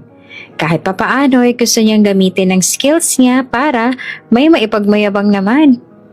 "Are you sure?" Anito na nakangisi, mo'y nanunuya pa sa kanya. "Siyempre naman, akong tagaluto ng ganito sa amin, ano?" Pagmamayabang niya pa. Kaya pinakita niya ang galing niya sa pag-iihaw. Hindi siya papayag na maungusan lang ni Sahid, ano? Habang ang lalaki ay tuwang-tuwa sa panonood sa kanya, halata kasing pa-trying hard talaga siya. Maayos naman na naluto ang isda. Gumawa siya ng sausawan na Filipino style. Natuwa siya nang makita ang na-enjoy ni Sahid ang agahan nila. Sa gabi ay umiinom ng beer ang lalaki. Nakatampisaw ang isang paa nito sa tubig. Tumabi siya rito at kinuha ang isang can ng beer na nasa tabi ni Sahid. Tinikman niya iyon at napangiwi siya. "Tastes good?" Anito na natatawa. "Whew, ang pangit ng lasa." Ani at napangiwi. Natawa ulit si Sahid, pero kinuha niya ulit ang can of beer at tinungga ulit. Nangalahati ang beer ng ibaba niya. Maging si Sahid ay nagulat sa ginawa niya. Okay naman palang lasa kalaunan, kaya lang, hindi ko kayo gets kung bakit nai-enjoy niyo to." Aniya at uminom ulit. Nakaubos tuloy siya ng isang can of beer at kumuha ulit ng isa pa. "I don't know. I just love the taste." Ani Sahid at nagkibit balikat. Isang can of beer pa lang naman ang naiinom niya, pero parang umikot na ang paningin niya. "Anong gagawin natin ngayon? Kapag umuwi tayong hindi ako buntis, malalago tayo. Sabi ko naman sa iyo magpa-annul na lang tayo para wala ng problema. Pero ayaw mo namang pumayag. Makipag-cooperate ka naman, oh." Bulalas niya at napasapo sa noo. "Still no. Pumayag ka sa kasunduan natin, kaya panindigan mo." Anito. "Aba, kung makaasta ka dyan, parang nakuha akong virginity mo, ah." "Virgin ka ba?" Itsura mo pa lang halatang marami ka namang babae. Mga katulong nga sa bahay niyo naglalaway sa iyo eh." Ani at umingos. "Pati ikaw?" Natigilan siya sa hirit nito. Napatitig siya sa lalaki. Gwapo nga ito. Unang kita niya rito ay para itong artista sa ibang bansa. Ngayong mas malapit ito ay mas lumala ang kagwapuhan nito. Ilang saglit ay natauhan siya at napakurap-kurap. "Ano ka? Feeling mo lahat ng babae sa mundo nagugwapuhan sa'yo?" Aniya. Kahit anong mangyari, hindi siya aamin. Kabawasan sa pride niya iyon. Ngumisi si Sahid. "Okay, maganda ka rin naman." Natigilan siya at napalingon dito. "Bagay tayo." Patuloy pa nito. Nagbitiw siya ng alanganing tawa. "Anong klaseng pambobola naman yan?" "I'm not lying, it's true. You're beautiful." Titania Salvacion, Rahach. Natigilan siya nang banggitin nito ang buong pangalan niya. Ang mas malala ay dinugtong nito ang apelyido nito sa kanya. Dahil sa sinabi nito ay natulala siya. Hindi siya makagalaw. Ilang beses siyang napalunok habang nakatitig sa lalaki. Hindi niya namalaya na unti-unting lumapit ang mukha nito sa kanya hanggang sa inangkin nito ang labi niya. Napapikit siya at hinayaan ang lalaki. Nagpatangay siya at hinayaan ang sarili na matangay sa agos. Nagiinit ang katawan niya, ngunit naglaho nang alisin nito ang damit niya. Natagpuan niya ang sarili na buhat-buhat na nito at isang kisap mata ay nasa cabin na sila. Hindi na putol ang halikan hanggang sa kapwa pareho na silang hubad. Naalis na sa sistema niya ang anumang iniisip. Kahit kaunting katinoan ay walang natira sa kanya. Basta-basta na lang siyang nagpatangay. Ang kirot ng unang pagangkin nito sa kanya ay kaagad na naglaho dahil sa mga halik nito Natabunan ng mga mainit itong halik at yakap na sumusuyo sa kanya. Pagod na nakatulog silang pareho pagkatapos ng mainit na tagpo. Nagising siya na mataas na ang araw sa labas. Mabigat ang pakiramdam niya nang kusutin niya ang mga mata. Natulala siya na mapagtanto ang nangyari kagabi. Lasing siya, pero hindi siya nakakalimot. Naaalala niya ang mga nangyari kagabi. Kaya lang ngayon, napag-isip-isip niya kung tama ba na nagpag-upaya siya sa lalaki. Ngali-ngaling nagbihis siya at lumabas.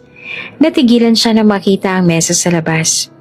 May mga plato at nasa mini kitchen ng lalaki. Nakatalikod at abala sa pagluluto. Wala itong shirt pantaas, tanging pajama lamang pampaba ang suot. Mas nadepen na ang lapad ng balikat nito ngayong nakatalikod ito sa kanya. Natigilan ito nang mapansin siya. Tiningnan siya nito mula ulo hanggang paa.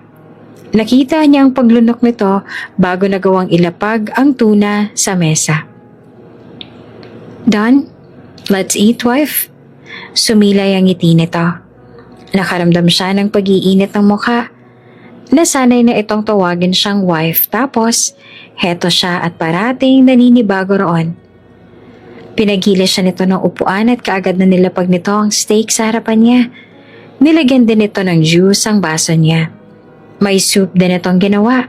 Tamang-tama sa hangover. Naglagay ito sa bowl upang ilagay sa tabi ng plato niya. Kulang na lang, subuan na rin siya. Kailan tayo uuwi? Nag-aalangan man na iyon ang unang tanong niya. Alam niyang matatapos din ang lahat ng ito. May kasunduan sila ng lalaki. Ngunit hindi niya alam kung anong lugar niya sa buhay ni Sahid ngayong nangyari ito. End of this week.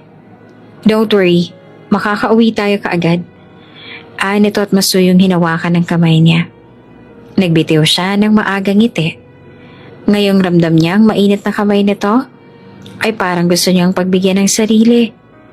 Gusto niyang sundin ang anuman ang nararamdaman niya.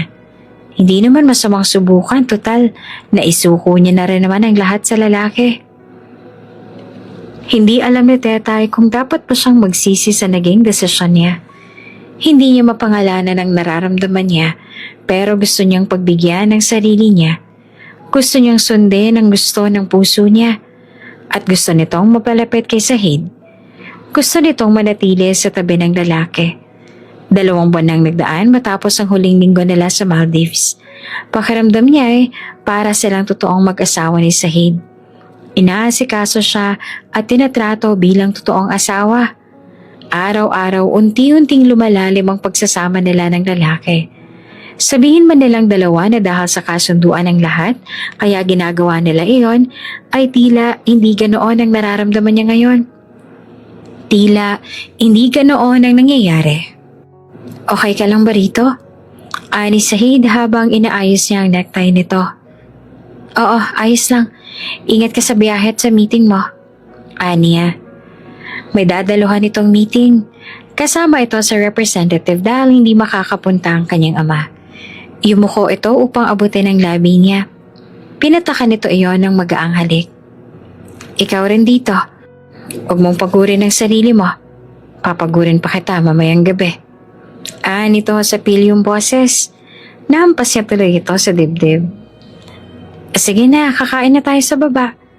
Awat niya pa sa lalaki. Sabay na tayo. Nito. Sumulyap siya saglit sa salamin bago siya sumabay kay Sahid. Kaya lang saktong palabas na sila nang bigla na lang natumba ang lalaki. Hindi siya kaagad nakakilos. Natulala siya. Ilang saglit bago siya natauhan at umiiyak na siyang sumigaw. Help me! Help me please, Sahid. Gumising ka. Sahid, ano nangyayari sa'yo? Gumising ka, Sahid. Help! Please! Kaagad niyang kinandong sa braso niya ang asawa. Hindi maampat ang luha sa mga mata niya. Patuloy itong umaagos sa tila wala ng katapusan. Sahid, gumising ka, please. Gumising ka. Nanginginig ang boses niya. Ilang saglit bago dumating mga tauhan. Mabilis na binuhat na muna nandoon ng lalaki at dali-dali na sinakay sa kotse. Diretso sila sa ospital. At nang malaman ng mga nasa ospital kung sinong isinugod, ay kaagad na tinungo ang emergency room ni si Sahid. Hanggang sa makarating sila sa ospital ay walang malay si Sahid. Hindi siya maperme. Paraot parito ang lakad niya sa labas ng emergency room. 3 oras ang itinagal bago lumabas ang doktor na nag-asikaso. "Doc, what happened?" Salubong niya sa doktor. "Your husband. He was diagnosed with subacute sclerosing panencephalitis a year ago. And this time, it's stage 2. That's why he lost consciousness. It's one of the symptoms." Nalilito siya. Hindi cancer pinag-uusapan nila pero kung magsalita ang doktor ay tila bilang na ang araw ng asawa niya. Naghintay siya ng 3 araw sa ospital. Hinihintay niya ang pagising ni Sahid. Parating dumadalaw roon ang ama ni Sahid. Ngunit sa pang-8 araw, isang matangkad na babae at maganda ang dumating. Napag-alaman niya ang kababata ito ni Sahid. 5 araw mula noon ay nagising ang lalaki. Ngunit sa pagising nito ay hindi siyang hinanap ni Sahid, kundi ang babaeng kababata nito. Tila 100 beses na tinusok ng karayom ang puso niya. Inasahan niyang siya ang hahanapin ng asawa. Umasa siyang siya ang unang yayakapin nito, pero hindi. "Ayos ka lang? Akala ko doon ka ulit matutulog sa ospital." Puna ni Marichu nang makauwi siyang malungkot. Alam na ng mga itong gising na si Sahid kaya't inaasahan ng lahat na kasama niyang asawa sa ospital. Ngunit, papaano iyon? Kung ni minsan ay hindi mo lang siya hinanap at binanggit ng lalaki. Imbes na siya ay ang kababata nito ang nandoon at kasama nito ngayon. Ang sakit ba nito ang dahilan kaya nagbago ito? Gusto niyang intindihin ng lahat. Gusto niyang intindihin ang sitwasyon ng asawa. Kaya lang, maging siya, hindi niya maintindihan ang nangyayari. "Hala, bakit umiiyak ka? Anong nangyayari?" Natatarantang niyakap siya ni Marichu. Hindi niya na nagawang sagutin pa ito. Patuloy na bumuhos ang luha niya at hindi alam kung ano ang sasabihin sa kaibigan pagkatapos. Pinadaan niya ang 1 buwan. Nakaramdam siya ng kakaiba sa katawan niya. Parati siyang nagsusuka sa umaga. Tapos ay minsan na rin siyang nahilo. Ayaw niyang amoy ng mga sibuyas at kung ano-anong rekado sa kusina.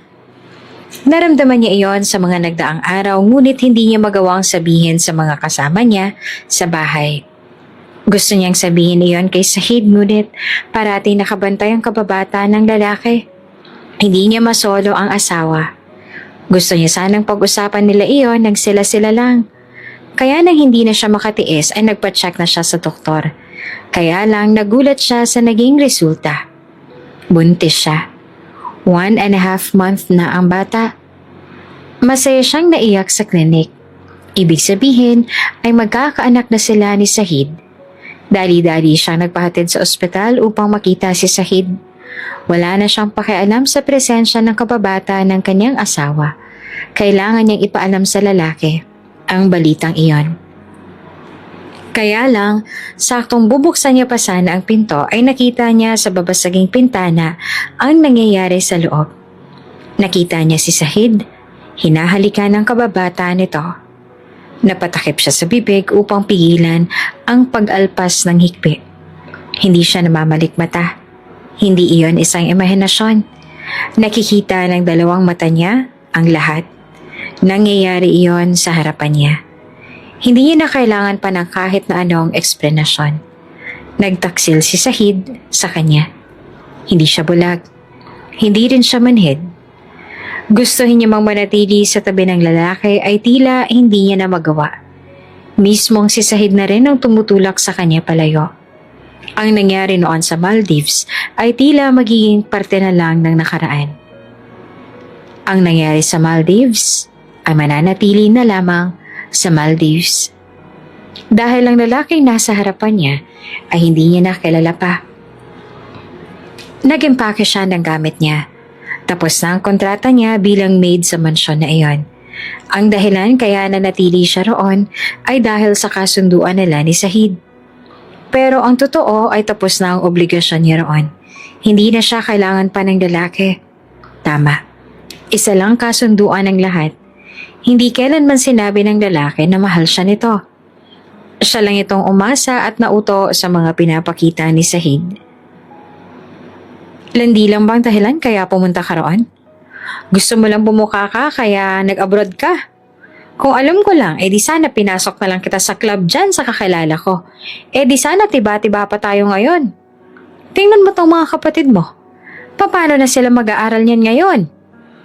Bunganga kaagad ng kanyang madrasta ang sumalubong sa kanya nang makauwi siya.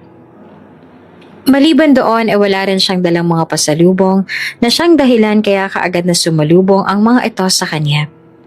Di wala ka malang chocolates, ate. Buti pa yung abroad sa kapitbahay natin nung umuwi ang daming sabon at mga lotion sa pasalubong. Tapos ikaw wala kahit chocolates lang? Nagsalita pa si Clarice. Napalunok na lamang siya at hindi na nakapagsalita. Tapos yung akin naman, ate. Ayoko na ng bagong sapatos na binili mo.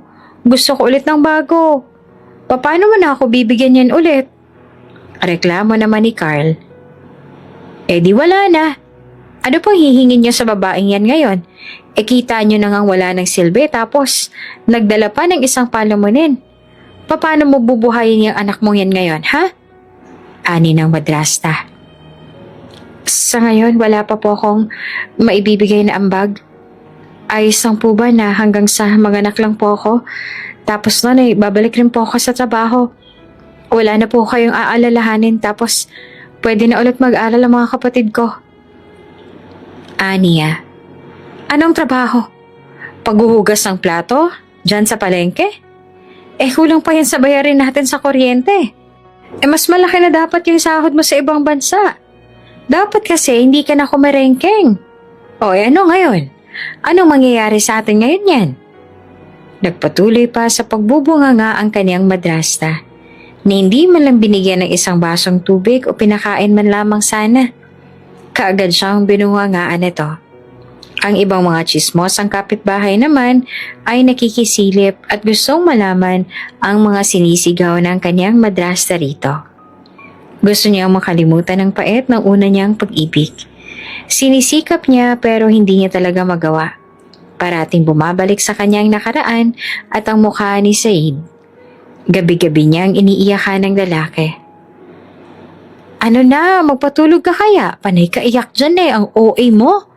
Sinilip siya ng madrasa niya sa sala. Wala siyang sariling silid. Ang mga kapatid niya lang ang meron dahil simula nang mamatay ang papa niya ay ang kapatid niyang babae ay ang bagong nagmay-ari ng silid niya.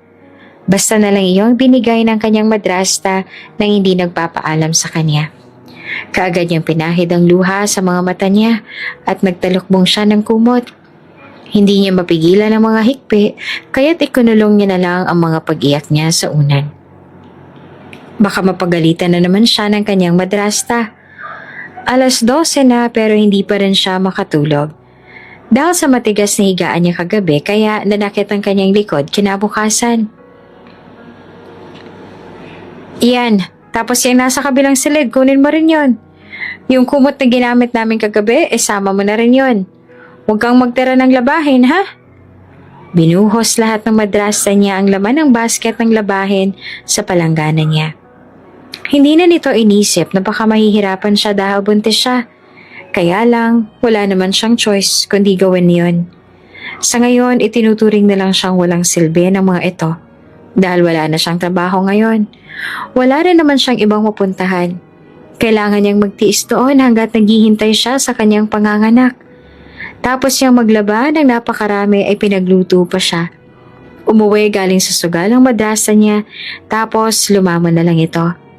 Maging yung mga kapatid niyang galing lang din sa labas at gumala ay umuwi at kumain lang, tapos ay lumabas na naman ulit. Siya naman ang naghugas ng pinggan pagkatapos dahil kahit isa sa mga ito ay tila bulag na hindi nakita ang hugasin sa lababo. Basta-basta na lang umalis. Naglinis na rin siya ng bahay dahil parang matagal na yatang hindi nalinisan ang bahay. Matagal na noong huling nakatikim ng walis ang sahig nila. Naglampaso rin siya at maging ang silid ng mga kapatid at madrasta ay nilinisan niya. Tapos ay magluluto na naman siya. Kaya kumain na lang siya ng kaunti bago siya humiga sa sala pagkatapos niya makapagluto. Hoy, hoy, gising ka dyan. Hainan mo kami. Kararating lang ng mga kapatid mo. Naalimpungatan siya nang may yumugyog sa kanya. Nakita niya ang madrasta niya. Tulog na siya pero ginising lang dahil kailangan pa niyang paghainan ng mga ito. Ma, may pagkain na riyan sa kusina. Kayo na lang po mag-asikaso. Reklamo niya.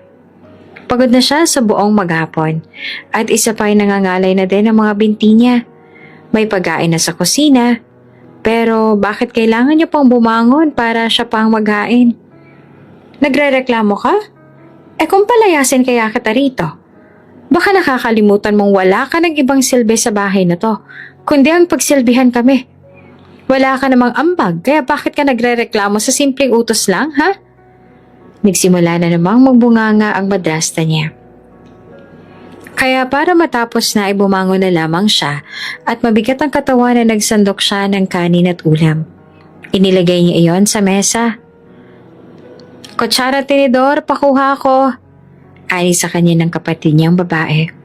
Pwede naman itong tumayo, pero kailangan pa talagang mangutos sa kanya. Kaya kahit nagingit-ngit siya sa ines ay sinunod niya na lamang ang utos ng kapatid. Nilapagan niya ng kutsara at tinidor ang mga ito. Sumunod naman ang kanyang madrasta. Mga bandang 11 na siya nakatulog ulit dahil siya pa ulit ang naghuhugas sa mga plato. Dahil pagkatapos kumain ng mga ito, ay kaagad na nagsipag-akyata ng lahat sa taas para matulog na.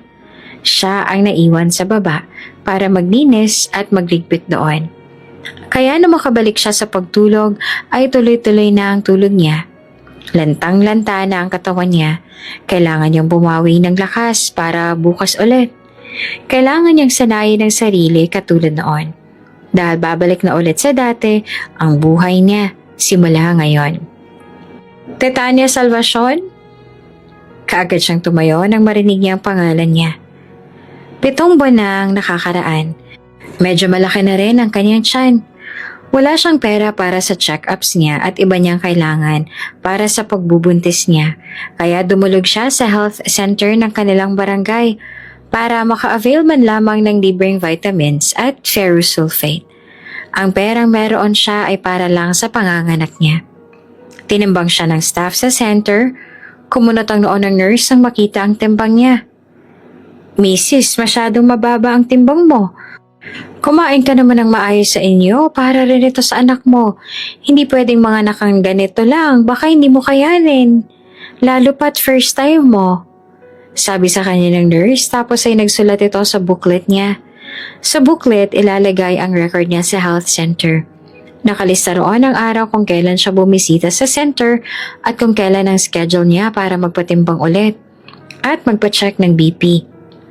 Huwag mong laktawan ang pag-inom ng ferrous sulfate mo, ha? Para yan sa development ng anak mo habang nasa tiyan pa siya. Need mo rin asikasuhin ang pagkain mo dahil masyadong mababa ang timbang mo. Patuloy pa ng nurse. Opo, salamat po. Pagkatapos ay binigay nito ang mga kailangan niya. Siya nga pala, kailangan mo magpunta bukas sa OB para magpa-ultrasound ka na. Anito, natigilan siya. Kaya lang po, napalunok siya. Hindi niya masabi na wala siyang pambayad sa sinasabi nitong OB. Ang pera niya ay sapat lang sa panganganak niya. Huwag kang mag-alala, libre lang yon. Magpunta ka na roon. Tinawagan ako ng OB na magpunta ka na raw doon. Nito at ngumiti. Tumango siya at napangiti. Ibig sabihin, sa wakas, makakapagpapa-ultrasound na rin siya. Makikita niya na ang kondisyon ng kanyang anak sa tiyan niya. Nagulat siya dahil maliban sa ultrasound ay inasikaso rin ng OB ang mga bagong vitamins na makukuha niya sa center. Ipapadala namin sa iyo mga vitamins na pinapabigay sa iyo. Ay ng babaeng OB matapos ang ultrasound. Pinapabigay? Sino po? Kanino po galing? Curious niyang tanong. May kakilala lang ako nagbigay. Gusto kanyang tulungan. Nito at mukhang nagdadalawang isip pa siyang sagutin. Tapos ay inihatid pa siya ng kotse patungo sa kanila. Kung sino man ang taong tumutulong sa kanya ay gusto niyang magpasalamat doon. Nakangiti na pinagmasdan niya ang mga laman ng paper bag na nabitbit niya kanina. May prutas din na kasama ang paper bag. Bago pa iyon makita ng pamilya niya ay tinago niya na kaagad. Kailangan niya iyon upang kahit papaano ay madagdagan naman ng kahit kaunti ang timbang niya. Mama, bakit hindi na lang ako mag-enroll ulit? Tapos mangutang na lang tayo para makasabay ko yung mga friends ko. Mabe-behind ako, Mama. Ayokong pagtawanan nila ako. Nagdadabog si Clarice habang nasa sala. Ano naman kung mabehind ka? Hindi naman tatakbo yung paaralan na yan. Makakabawi ka pa sa susunod, tsaka hayaan mo ng mga mayayabang na yan. Balang araw, magiging tambay lang din naman ang mga yan. Tsaka, maghanap ka ng trabaho para naman may pang-ulam tayo rito. Ako na lang parating naghahanap ng paraan para sa bahay na to. Lahat kayo rito, mga walang silbi. Bulalas ng madrasta niya. Nakayuko lang siya habang nagtutupi ng mga nilaban niya. Kaya lang, bigla na lang hinawi ni Clarice ang mga tinupi niya kaya nagkalat sa sahig ang mga damit. Clarice! Bulalas niya. Lalaban ka? Nakakainis, diba? Kung sana inayos mo ang trabaho mo sa abroad at hindi ka nagpabuntis, di sana graduate na ako sa susunod na taon. Kaya lang, isa kang malaking bobo at hindi nag-iisip. Inuna mo pang kalandian mo. Nagsisigaw na si Clarice. Sa galit niya ay tumayo siya at sinampal ito. Hindi mo alam kung anong pinagdaanan ko sa abroad. Kaya wag mo akong masigaw-sigawan ng ganyan.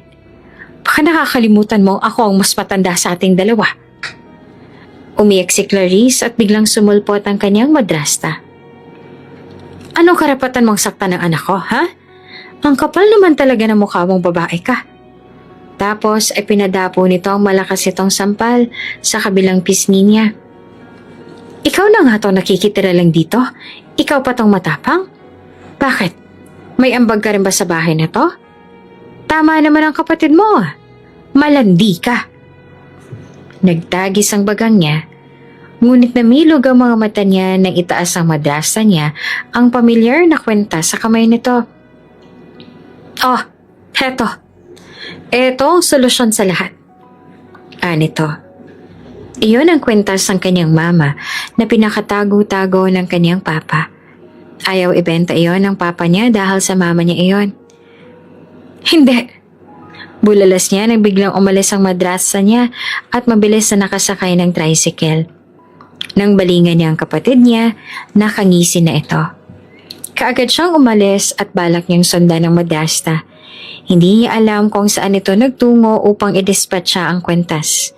Ngunit nang halugugin niya lahat ng sanglaan sa lugar nila upang mahanap ang kwentas, hindi niya na alam kung papaano niya mababawi ang kwentas.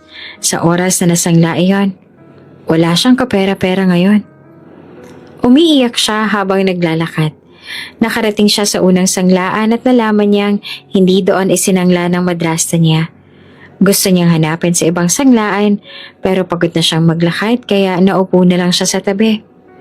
Ilang saglit lang, may isang sasakyan ang dumaan kasabay ng pagbukas ng pinto niyon ay may inihagis itong bagay sa harapan niya. Namilog ang mga mata niya nang malaman na ang mismong kwentas niya ang inihagis ng mga iyon sa kanya. Mabilis na nakaalis ang van at hindi niya na nakita kung sino ang taong naghagis ng kwentas niya. Pero masaya siyang dinampot ang kwentas at kaagad na tinitigan sa mga palad niya. Kung sino man ang mga taong yon ay malaki ang pasasalamat niya sa mga iyon. Malaking bagay ang ginawa ng mga ito. Galit na umuwi ang kanyang madrasta. Puwisit talaga. Ninakaw nang nakavan ang kwentas ko kanina. Isasangla ko na dapat yun eh. Nanggagalaiti na kwento nito pagka-uwi. Sir, naibalik na namin ang kwenta sa asawa ninyo. Bukas pupunta ulit kami sa center para magdala ng pagkain. Mababa raw po ang timbang ng asawa ninyo at tingin namin na hindi siya nakakakain ng maayos sa kanila. Sumbong ng mga tauhan. Humigpit ang hawak ni Sahid sa phone. Hindi nakakakain ng maayos si Tetay. Mababa ang timbang at nabalitaan niyang abusado ang madrasta nito. Si Tetay lahat ang gumagawa ng mga gawain sa bahay. Buntis ito at tsak niyang hirap na ang babae. Ilang buwan ang nakaraan matapos umalis si Tetay at umuwi ng Pinas. Nalaman niya si isang OB na nag-report sa kanya na buntis si Tetay. Nawalan na siya ng pag-asa matapos siyang mawala ng malay. Napagtanto niyang baka maging hadlang lang siya sa babae. Ayaw niyang maging sagapal. Kaya ginusto niyang layuan si Tetay matapos niyang malaman na nasa stage 2 na ang sakit niya. Ngunit nalaman niyang may anak sila. Doon siya nagkaroon ng lakas ng loob na mag-take ng risk upang mabuhay.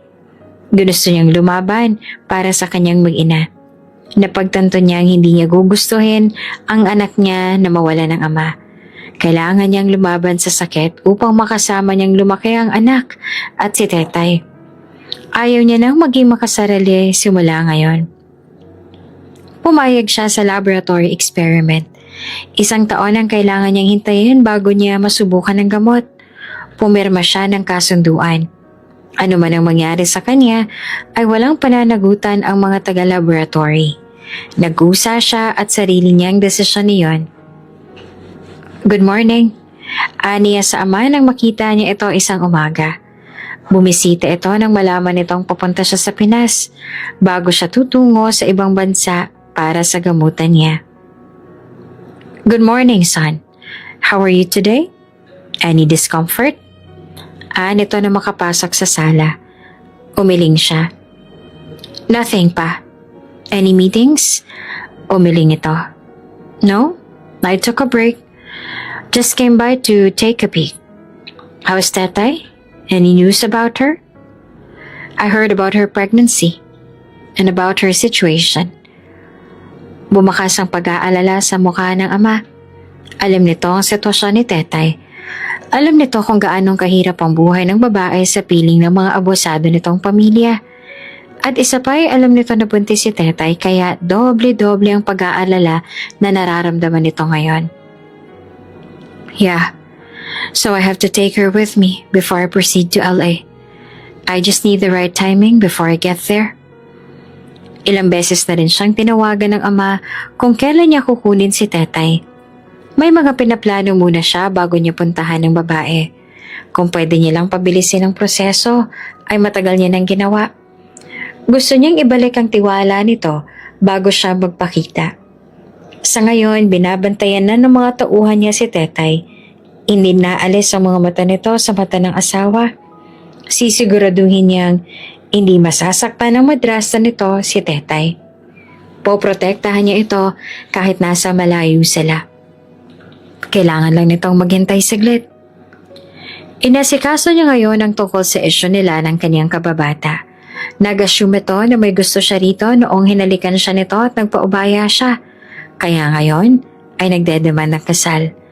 Ginawa niya lang iyon upang makita ni Tetay at kusa na itong lumayo sa kanya. Gumana nga at umalis nga ang babae. Ngunit nalaman niyang buntis ito, kaya hindi siya makakapayag na mahirapan ito dahil sa kanya. Hindi siya makakapayag na mag-isa nitong palakihin ang anak nila. Pababalikin niya sa ibang bansa ang kababata niya at kailangan niyang siguraduhin na hindi na nito magugulo pa ang pagsasama nila ni Tetay oras na nadala niya na si Tetay roon. Marami siyang kailangang ayusin, kaya hindi niya kaagad maibalik si Tetay roon kasama niya. Isang buwan ang itinagal at nakabalik na nga ang kababata niya sa ibang bansa.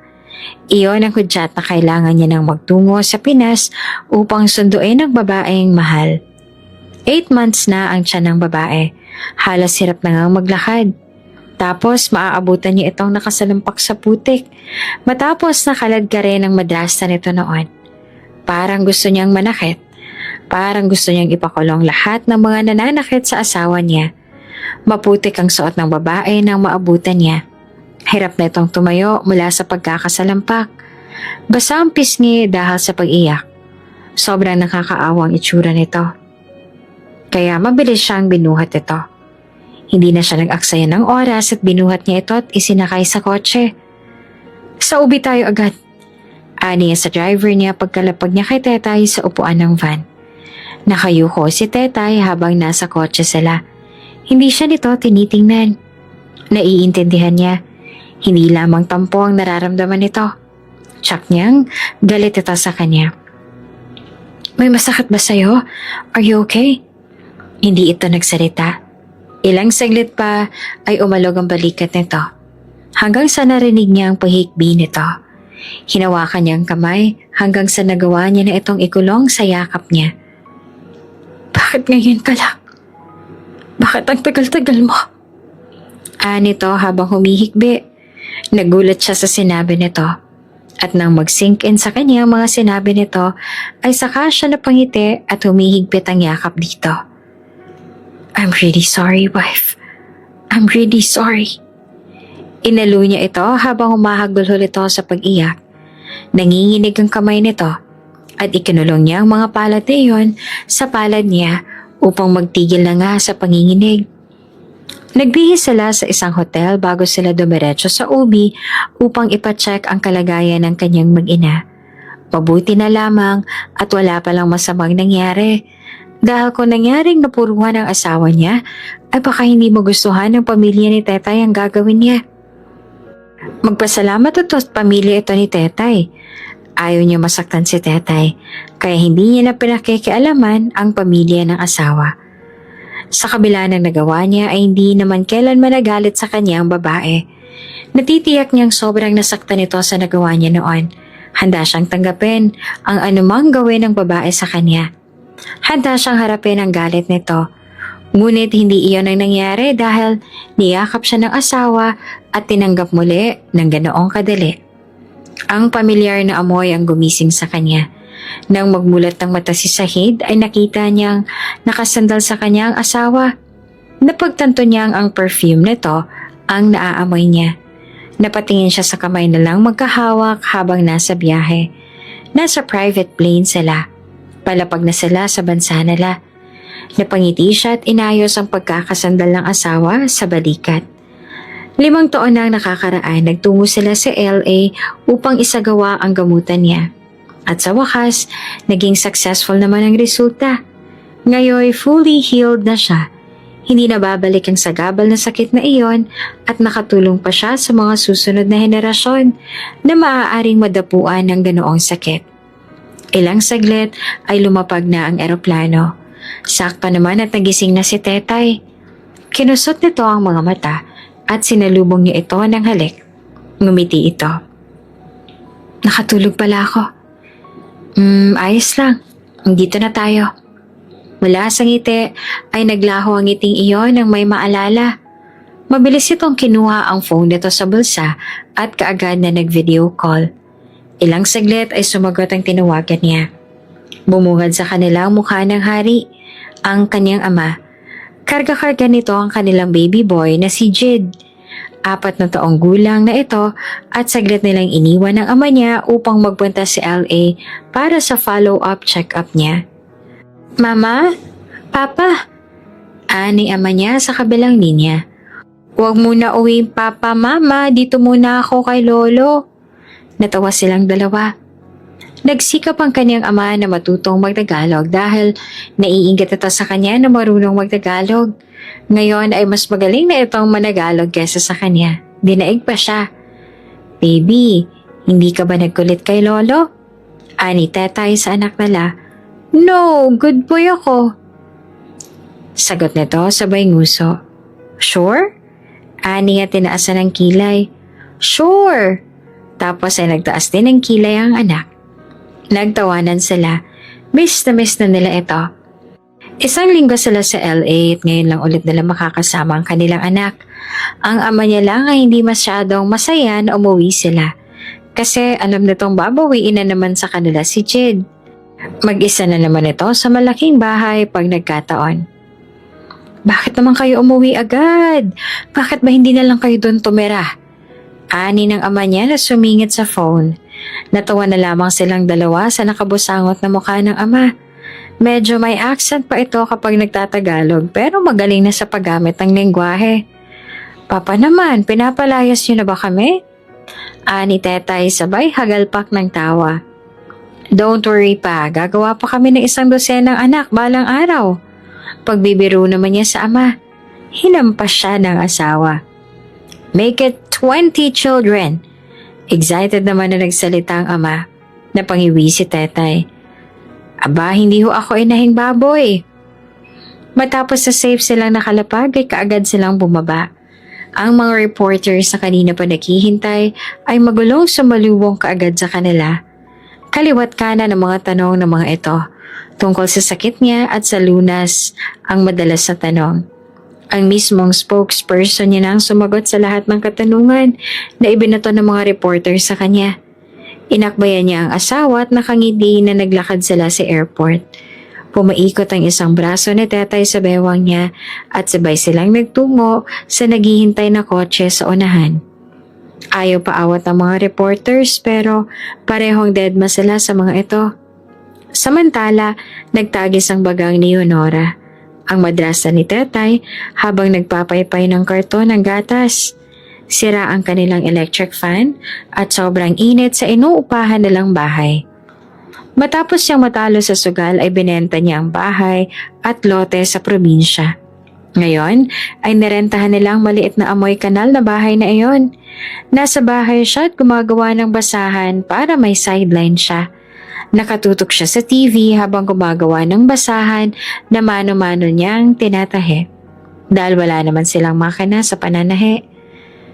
Ang init-init sa labas, kairita. Natigilan si Clarice sa pagsasalita nang makita ang nasa TV na pinapanood niya. Di ba si Ate Teta yan? Grabe, nasa TV na siya? Galing sila ng LA? Wow! Akalain mo yon kung saang bansa na siya nagpupunta? Paano kaya kung hanap tayo ng paraan para makontak si ate? Tapos hingi tayo ng pera. Ani Clarice at nakangisi. Binato niya ito ng basahan. Bobo ka ba? Sa tingin mo ba papansinin pa tayo nun? Sobrang yaman na nun ano? Tsaka baka nakakalimutan mong may atraso pa tayo doon. Baka ipakulong pa tayo ng asawa nung kapag nanghingi tayo ng pera.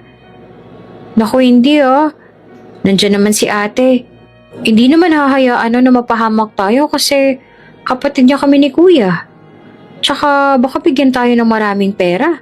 Bibili ka agad ako ng bagong phone at mga bags. Patuloy pa ni Clarice. Napangiwi siya. Nananaginip ka ba? Buti pa umayos kayo sa trabaho mo sa mall. Mag-ipon ka.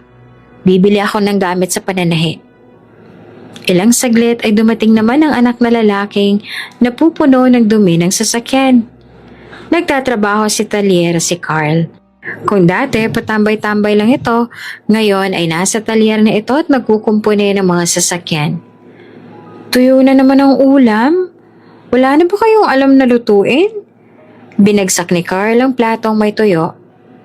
Hoy Carl, may sahod ka na raw kahapon na akin na dali. Inilahad ni Honora ang palad pero hindi siya pinansin ni Carl. Bahala kayo dyan, sa labas ako kakain. Puro ka na lang sugal. Bubulong-bulong ni Carl habang papalayo. Hoy Carl! Sigaw ni Honora. Galit na umalis na rin si Clarice. Oh, saan ka naman pupunta?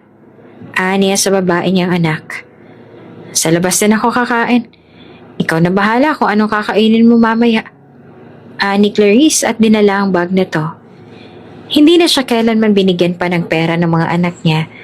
Madalas siyang maiwan sa bahay na mag-isa. Madalas na tuyo at galunggong na prinito ang ulam niya. Minsan hindi siya nakakakain. Pero walang pakialam sa kanya ang mga anak niya. Naaalala niya kung paano siya alagaan ni Tetay noon. Naaalala niya kung paano ito maganda ng pagkain para sa kanya sa kabila ng mga pang-aalipasta niya rito. Malayong-malayo si Tetay sa mga anak niya. Ngayon niya napagtanto ang lahat ng kanyang kamalian. Bumaling ulit si Honora sa TV. Nandoon nga ang nakangiting mukha ni Tetay. Maganda na ang buhay nito, nakapangasawa ng mabait at mayamang lalaki. Nagbitiw siya ng mapait na ngiti at tumulo ang luha. Lahat ng mga nararanasan niya ngayon ay bunga ng mga maling ginawa niya kay Tetay noon. Tetay, ito na yata ang karma ko. Aniya habang patuloy na tumutulo ang kanyang mga luha.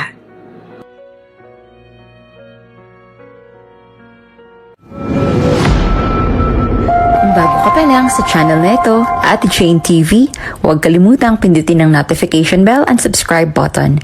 Sana po hindi naman malaking abala sa inyo ang pagpindot ng subscribe button dahil ang kapalit po nito ay ang pagsuporta para makapag-produce ng mga libreng stories sa mga channels ni Ate Jane.